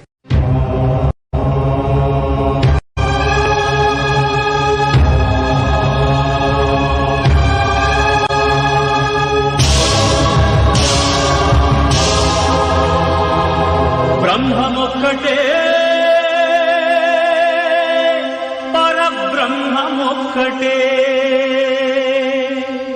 పరబ్రహ్మమొక్కటే బ్రహ్మమొక్కటే పరబ్రహ్మమొక్కటే పరబ్రహ్మమొక్కటే పరబ్రహ్మమొక్కటే సంగనానా ఆది సంగనానా పురి సంగనానా వన సంగనానా పరబ్రహ్మమొక్కటే పరబ్రహ్మమొక్కటే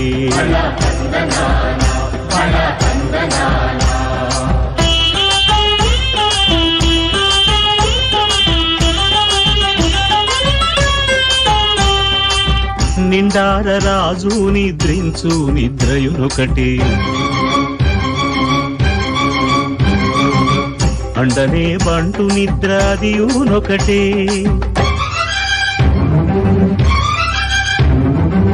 మెండైన బ్రాహ్మణుడు మెట్టు భూమి ఒకటే మెండైన బ్రాహ్మణుడు మెట్టు భూమి ఒకటే చండాలుడుండేటి సరి భూమి ఒకటే బ్రహ్మమొక్కటే పరబ్రహ్మమొక్కటే పరబ్రహ్మమొక్కటే పరబ్రహ్మమొక్కటే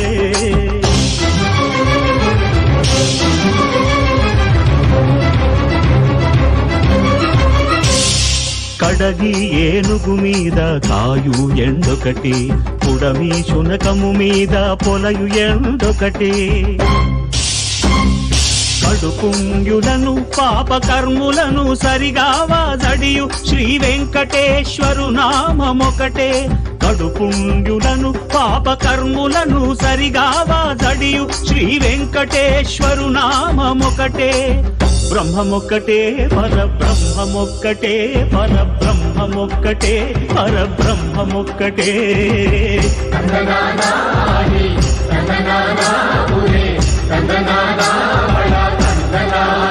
పరబ్రహ్మమొక్కటే పరబ్రహ్మమొక్కటే పరబ్రహ్మమొక్కటే పరబ్రహ్మమొక్కటే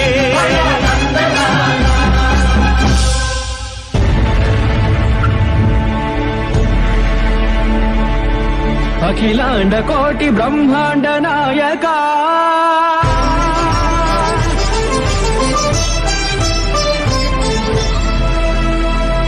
ఆనంద నిలయ వర పరిపాలక గోవింద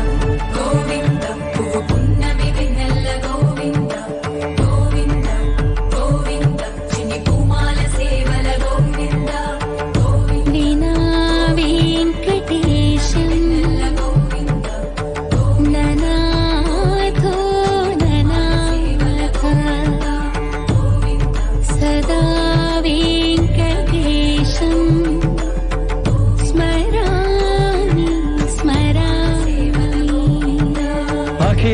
కోటి బ్రహ్మాండ నాయక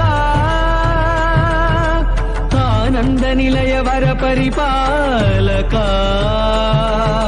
శ్రీ వెంకటేశ శ్రిత సంబంధ సేవా భాగ్యం దేహి ముకుంద అఖిలాండ కోటి బ్రహ్మాండ నాయక ఆనంద నిలయ వర పరిపాలక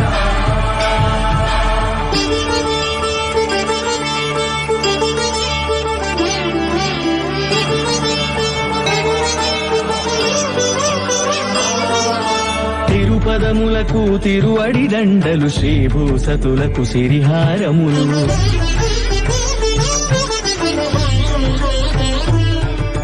తిరుపదములకు తిరువడి దండలు శ్రీభూసతులకు సిరిహారములు అకళంక శంఖ చక్రాలకు అపురూప కుసుమమాలికలు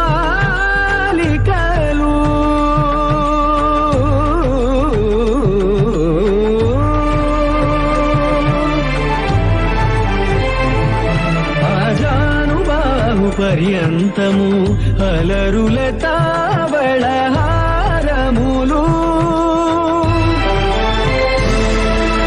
అఖిలాండ కోటి బ్రహ్మాండ నాయక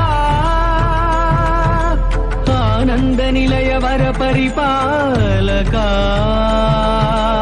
అఖిలాండ కోటి బ్రహ్మాండ నాయక ఆనంద నిలయ వర పరిపాలక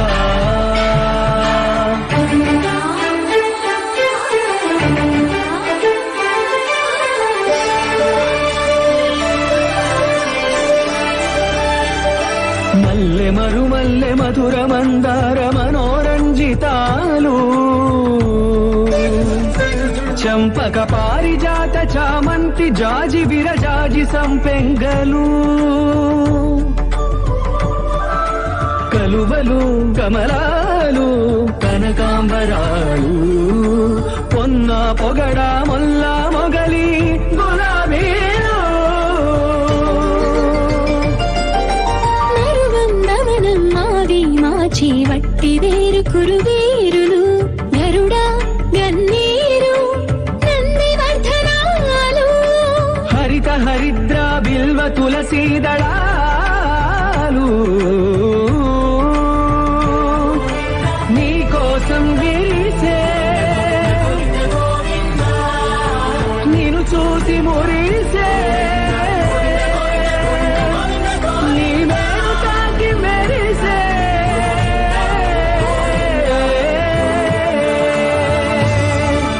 అఖిలాండ కోటి బ్రహ్మాండ నాయక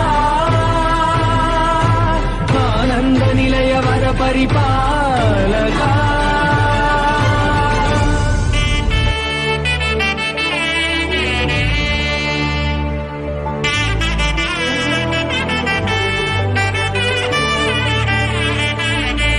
కమలాకుచ చూచుక కుంకుమతో నియతారుణితాతుల నీలతనో కమలాయతలోచన లోకపతే విజయీ భవ వెంకటశైలపతే సచతుర్ముఖ షణ్ముఖ పంచముఖ ప్రముఖాఖిల దైవత మౌలిమణే శరణాగత వత్సల సారనిధే పరిపాలయ మాం వృషశైలపతే అతివేలకయా తవ దోర్విషహైరనువేల కృతైరపరాధశతైః భరితం త్వరితం వృషశైలపతే పరయా కృపయా పరిపాహి హరే అధి వెంకటశైలముదారమతే జనతాభిమతాధికదానరతాత్ పరదేవతయా గదితాన్నిగమై కమలాదయితాన్న పరం కలయే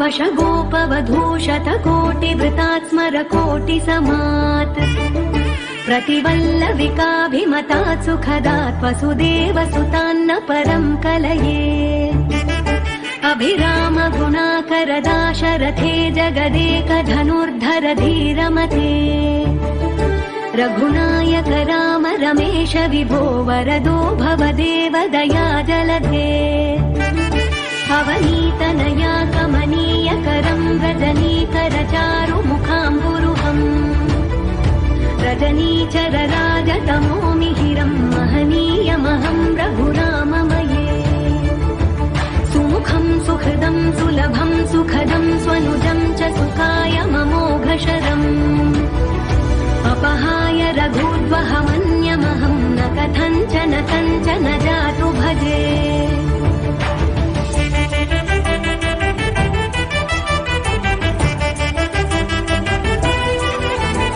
विना वेङ्कटेशं ननाथो ननाथः सदा वेङ्कटेशं स्मरामि स्मरामि हरे वेङ्कटेश प्रसीद प्रसीद प्रियं वेङ्कटेश प्रयच्छ प्रयच्छ विना वेङ्कटेशं ननाथो ननाथः सदा वेङ्कटेशं स्मरामि स्मरामि हरे वेङ्कटेश प्रसीद प्रसीद प्रियं वेङ्कटेश प्रयच्छ प्रयच्छ अहं दूरतस्ते पदाम्भोजयुग्मं प्रणामेच्छयागत्य सेवां करोमि सकृत्सेवया नित्यसेवाफलं त्वं प्रयच्छ प्रयच्छ प्रभो वेङ्कटेश अज्ञानिना दोषान्न शेषान् विहितान् हरे क्षमस्वत्वं शेषशैलशिखामणे अज्ञानिना दोषान्न शेषान् विहितान् हरे क्षमस्वत्वं शेषशैलशिखामणे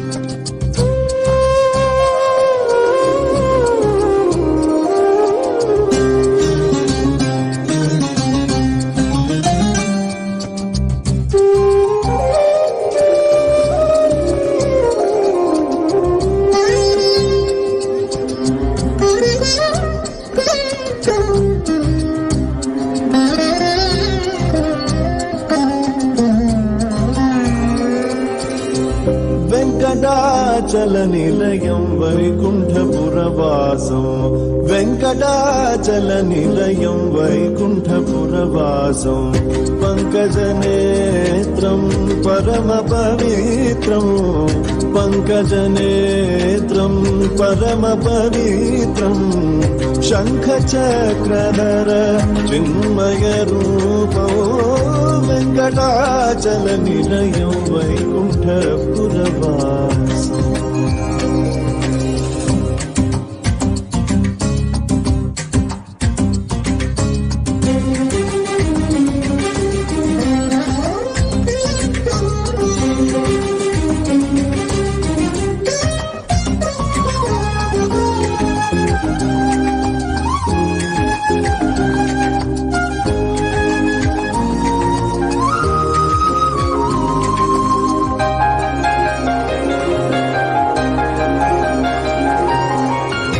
అంబుజోద్భవ వినుతో అగణిత గుణనామో అంబుజోద్భవ వినుతో అగణిత గుణనామో తుంబురు నారద గాన వినోలో తుంబురు నారద గాన వినోలో వెంకటాచల నిలయం వైకుంఠపురవాసం వెంకటాచల నిలయం వైకుంఠపురవాసం.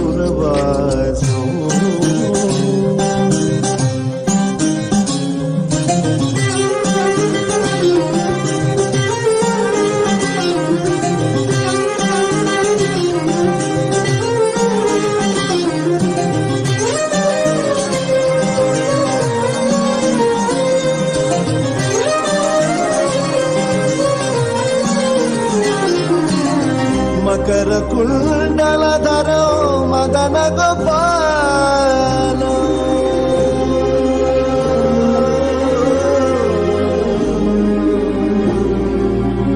మకర కుండలధరో మదన గోపాలో మకర కుండలధరో మదన గోపాలో భక్త పోషక శ్రీ భక్త పోషక శ్రీ పురందర విఠలో వెంకటాచల నిలయం వైకుంఠపురవాసం వెంకటాచల నిలయం వైకుంఠపురవాసం పంకజనేత్రం పరమ పవిత్రం పంకజనేత్రం పరమ పవిత్రం శంఖచక్రధర చిన్మయ రూపం వెంకటాచల నిలయం వైకుంఠపురవాసం వైకుంఠపురవాసం వైకుంఠపురవాసం.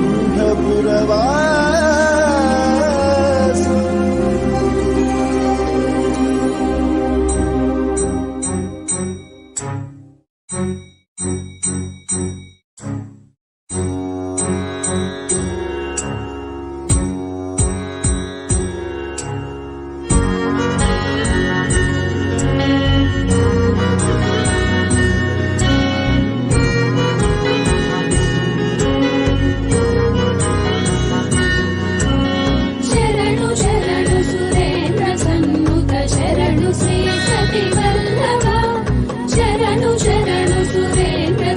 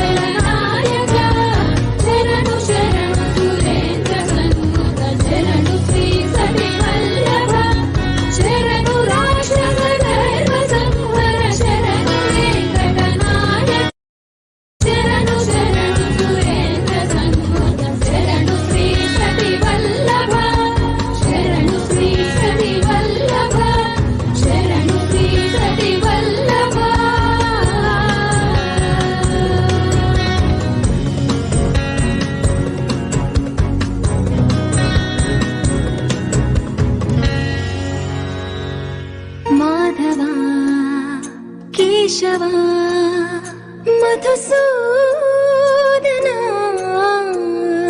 माधव केशव मधुसूदन नंद नंदना नरहरि नारायण परमात्मा परधाम परमानंद अच्युत अनंत गोविंद अच्युत अनंत गोविंद वेयी नामाల వాడ వెంకటేశుడా మూడు నామాల ముద్దు శ్రీనివాసుడా వేయి నామాల వాడ వెంకటేశుడా మూడు నామాల ముద్దు శ్రీనివాసుడా కోటి కోటి దండాలయ్య కోనేటి రాయడా కోటి కోటి దండాలయ్య కోనేటి రాయడా కోరుకున్న వారి కొంగు బంగారు దేవుడా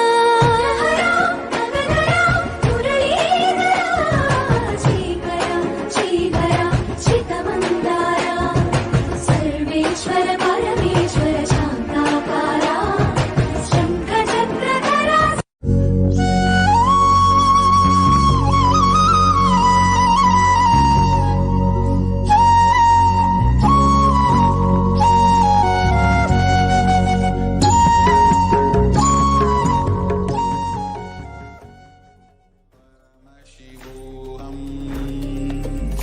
ॐ नित्यानन्द परमशिवोऽहम्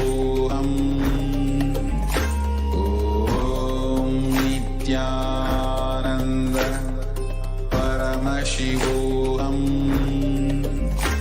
ॐ नित्यानन्द परमशिवोऽहम् ॐ नित्यानन्द परमशिवोऽहम् ॐ नित्यानन्द परमशिवोऽहम्. Nityanam, everyone. Welcome back. Now, all of us will be getting into the power manifestation, where all of us will be manifesting the powers ourselves.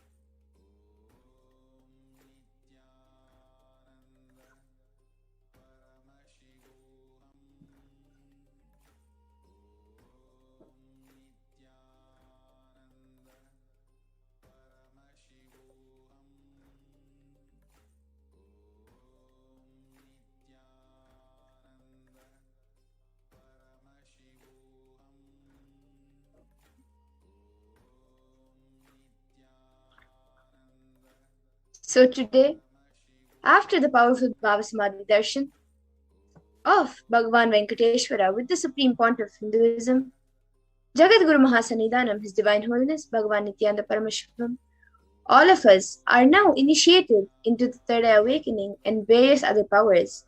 So now we will be manifesting the following powers of third eye, which is seeing with the eyes blindfolded, and Mahima, which is being able to increase the height of the object.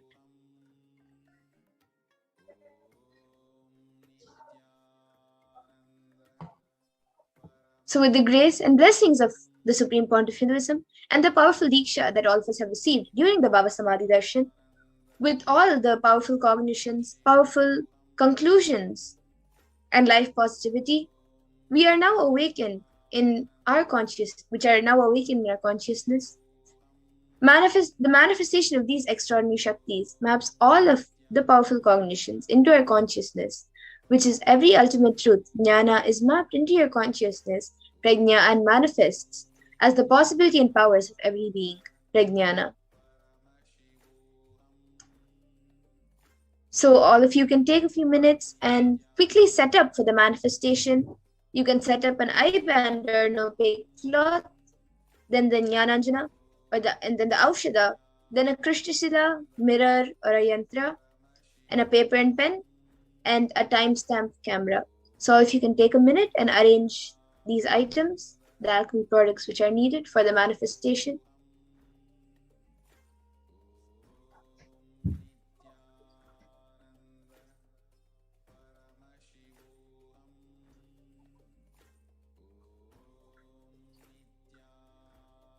And now we will be getting into the power of third eye, which is seeing with the eyes blindfolded.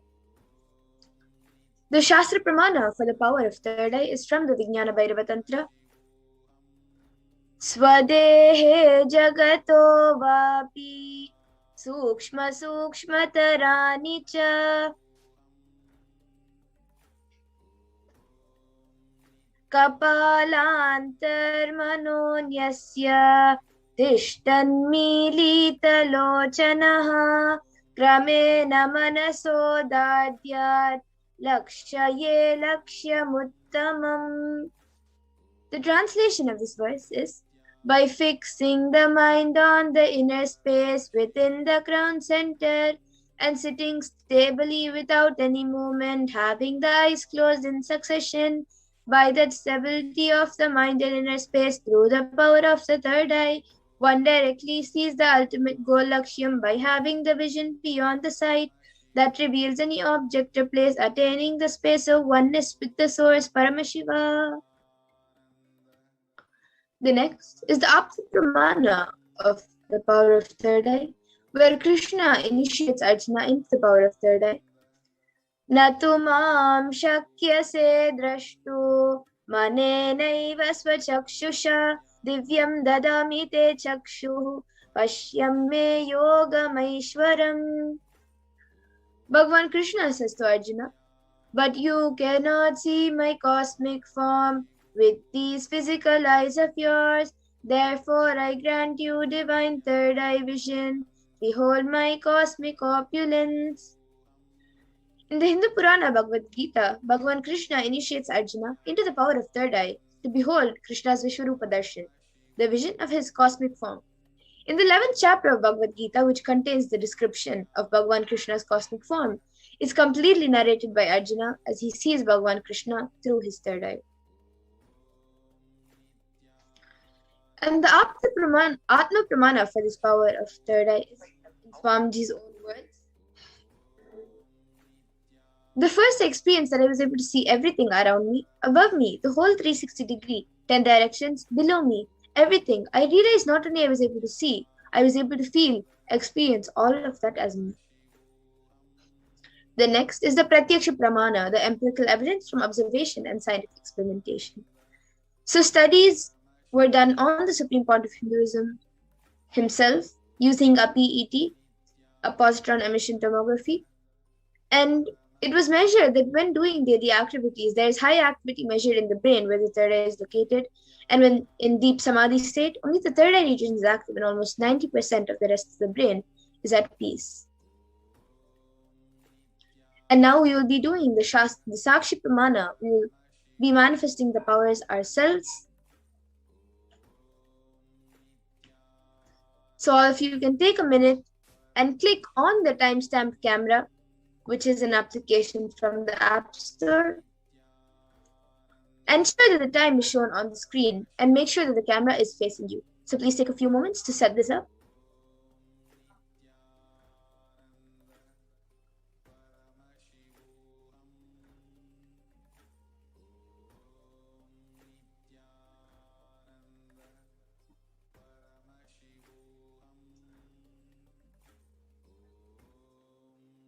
And now, all of you can close your eyes with a blindfold or an opaque cloth. You all can tie your eye bands and tie your eyes.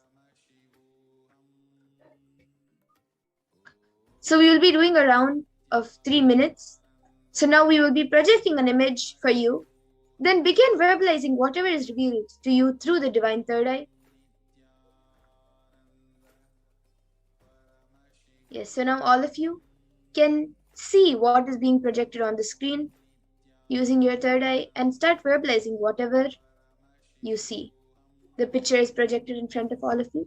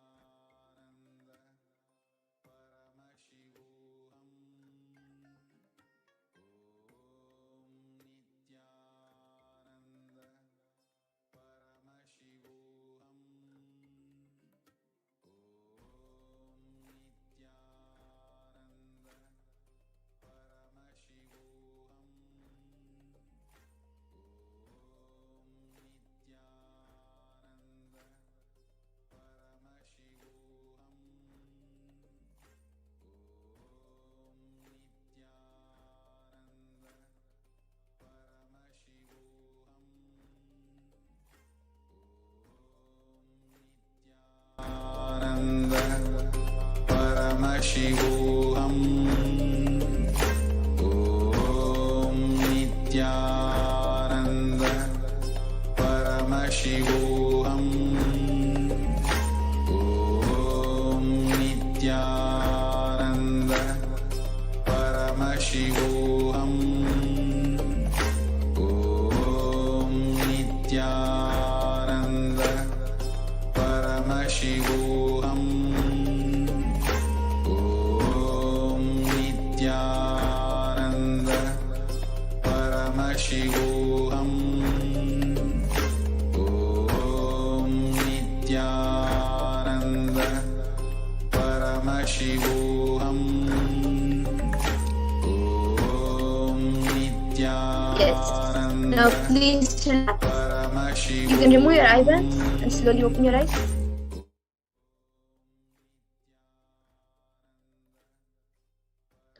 Now all of you can take 2 minutes and post your answers.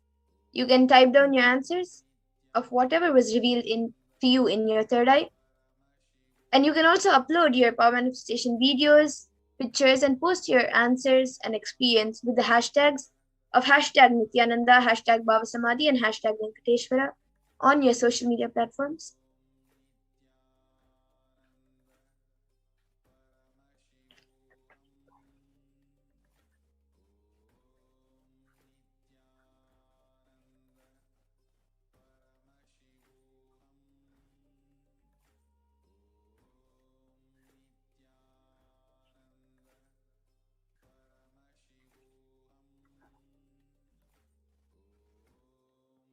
Yes, now let's take a minute to quickly verify our answers. So this was the picture which was being projected. It is a picture of Swamiji sitting, giving darshan on Shivaratri, on the night of Shivaratri. So if you saw Swamiji sitting and giving darshan, or if you saw a Trishul, or if you saw somebody giving blessings, or if you even saw Kailash behind, or a wooden pillar, that's great. You have manifested the power. If any of you got any answers related to this picture, that's great. And now let's move on to the next power of Mahima, the power where we can increase or decrease the height of any object.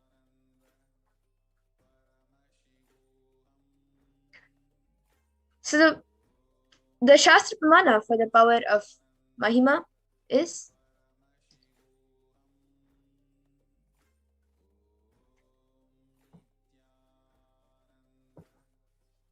Mahima vyapya chastanam brihadehandriyadibihi tritayam kayata siddham aishwaryam manimadikam.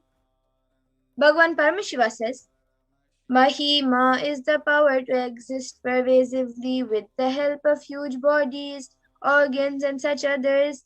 These three lordly powers, Anima, Lagima, and Garima, are expressed through body.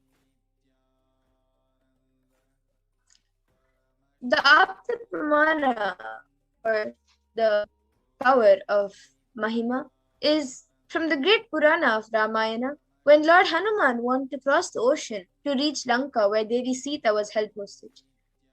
He was stopped by a demon named Surasa, and the demon demanded that anyone who has to pass the ocean must first enter into the stomach of the demon as the demon eats. Hanuman stretched himself to 10 yojanas. 1 yojana is approximately 7.6 miles. Then Hanuman further stretches his body to 30 yojanas. Then Surasa on her own enlarged her mouth to 40 yojanas. Then Hanuman stretched his body to 50 yojanas. And Surasa widened her mouth to 80 yojanas. Then again Hanuman grew up to 90 yojanas, looking like a mountain. Hanuman, observing Surasa's enlarged mouth, open and dreadful like hell, with a long tongue, suddenly shrunk his body into the size of a thumb. And the Atma Pramana for this power of Mahima is an incident which happened in Swamiji's life. At the age of 4 or 5 years old, Swamiji was able to lift a wooden cot beyond his own physical weight. He demonstrated not just psychological strength, but also physical strength. One day, Swamiji's mother asked him to wake up his uncle, who was sleeping on the wooden cot. Swamiji recalls, "He did not wake up. I just stumbled the 2,200 pounds teak wood cot. He is rolling, and actually he got up and ran away, thinking that some earthquake has happened. You see, you can never imagine a cot tumbling. A chair tumbling was okay. A cot tumbling, and now still I can remember the scene. He thought some earthquake happened and he ran."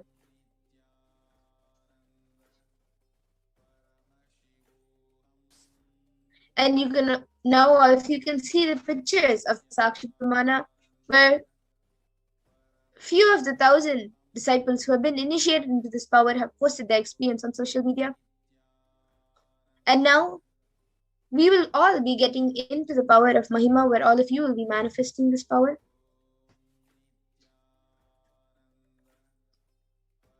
So the first round of Mahima, we will be getting into.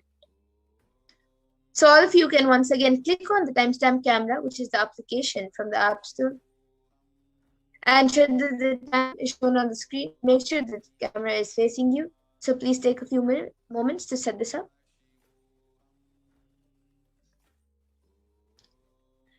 And for the manifestation, you can measure your finger or hand. Use a measuring tool to measure the height, or pick a paper and mark its height by placing your finger or hand on the paper and measuring it on the paper with a pen. Then take a picture of the current height. Then connect to Paramashiva, Swamiji, through your third eye, and declare the height of your object to increase. And from the space of oneness, declare, "I am Paramashiva," and Paramashiva is manifesting through Swamiji. With that declaration, increase the height of your object. So now all of you can please chant the Mahavakya and start the manifestation.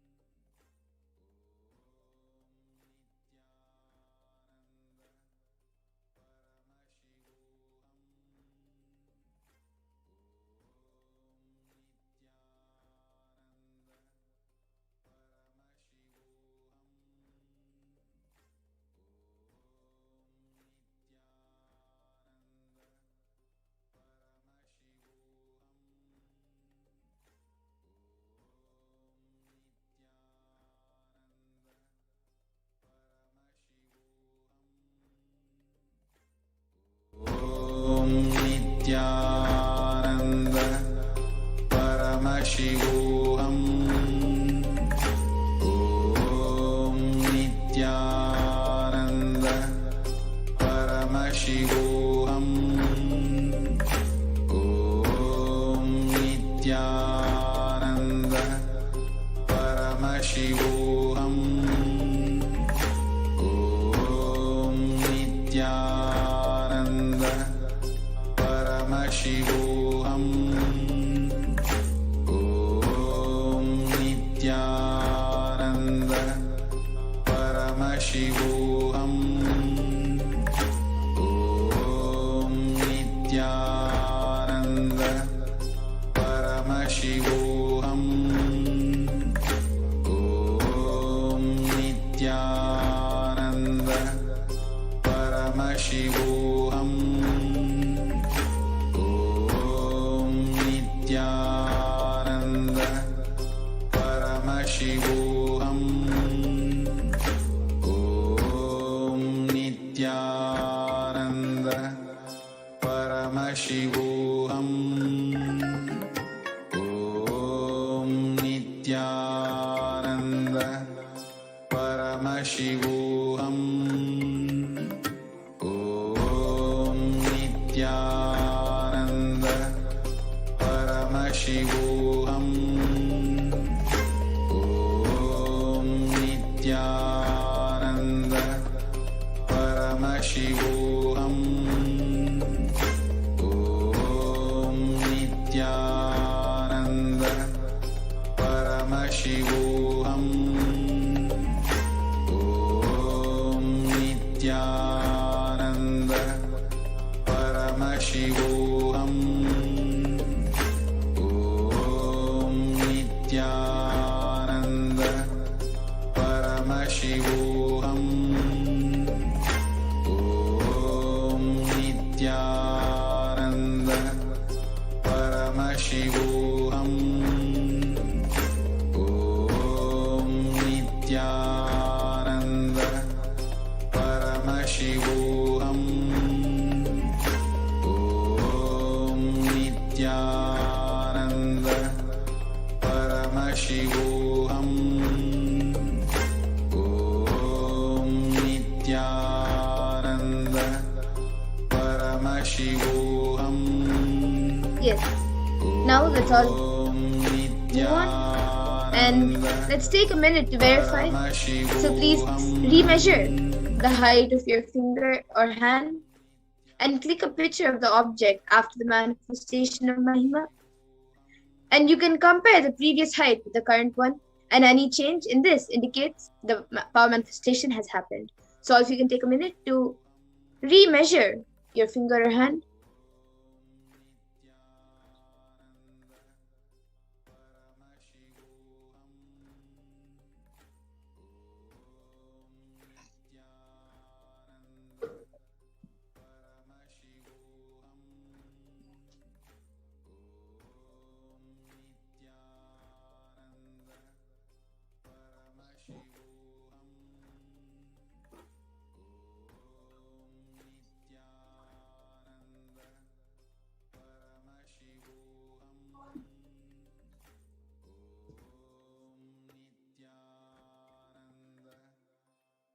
Now all of you can take 2 minutes and post your answers and post your manifestation on social media. You can upload your power manifestation videos, pictures, and the amount of the change which has happened in the object on your social media platforms with the hashtag of hashtag Nithyananda, hashtag Baba Samadhi, and hashtag Venkateshwara.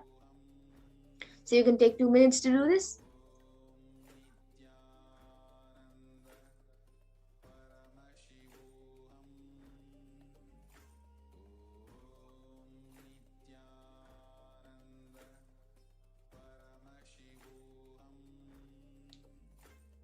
And now let's get into the second round of the manifestation.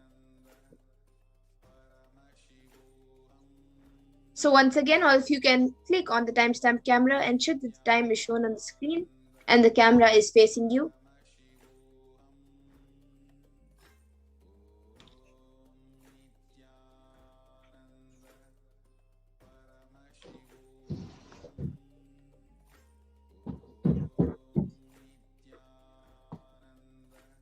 And now all of you can pick any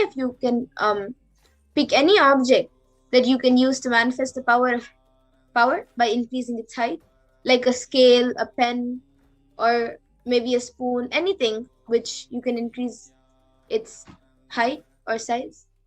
Measure the object using a measuring tool or a paper and by marking with pen. Then take a picture of the current height and then connect to Paramashiva, Swamiji, through your third eye and declare the height of the object to increase. And from the space of oneness, declare that I am Paramashiva and Paramashiva is manifesting through Swamiji, and with that declaration, increase the height of your object. So please chant the Mahavakya and start the manifestation now.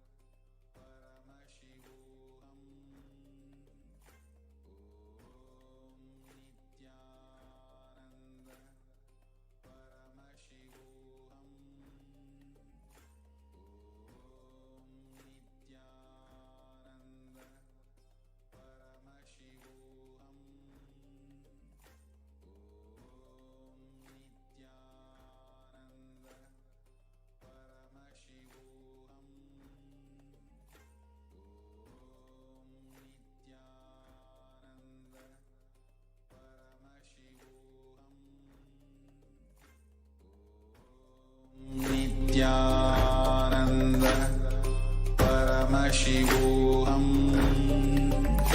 Om Nithyananda Paramashivoham. Om Nithyananda Paramashivoham. Om Nithyananda Paramashivoham.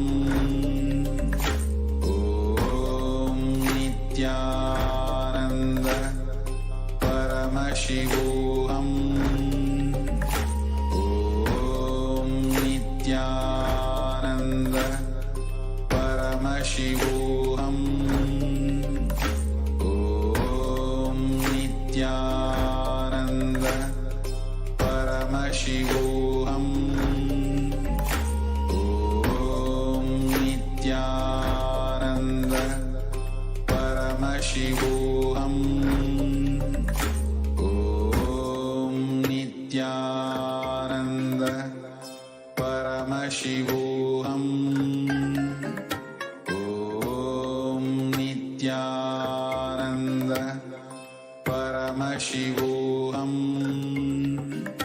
Om Nithyananda Paramashivoham. Om Nithyananda Paramashivoham. Om Now, Nithyananda let's take a minute to verify the manifestations of these three measures here. Object, the height of the object, and click a picture of the object or after the manifestation of the Mahima. And you can compare the previous height with the current one, and any change in the object indicates your successful manifestation. So if you can take a minute to remeasure the object.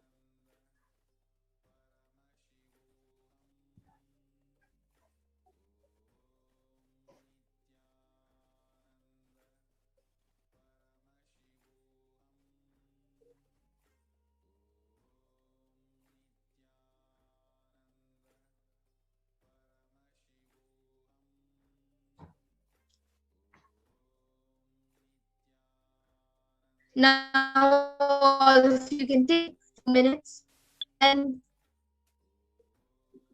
type down whatever manifestation you have done, the amount of change which has happened in the object, and you can upload the power manifestation videos and pictures and the amount of the change with your experience on social media with the hashtags of hashtag Nithyananda, hashtag Bhavasamadhi, and hashtag Venkateshwara.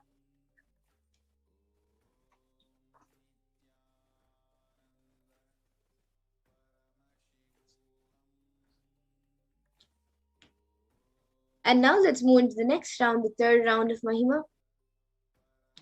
So as we did before, all of you can again click on the timestamp camera, ensure that the time is shown on the screen, and make sure that the camera is facing you.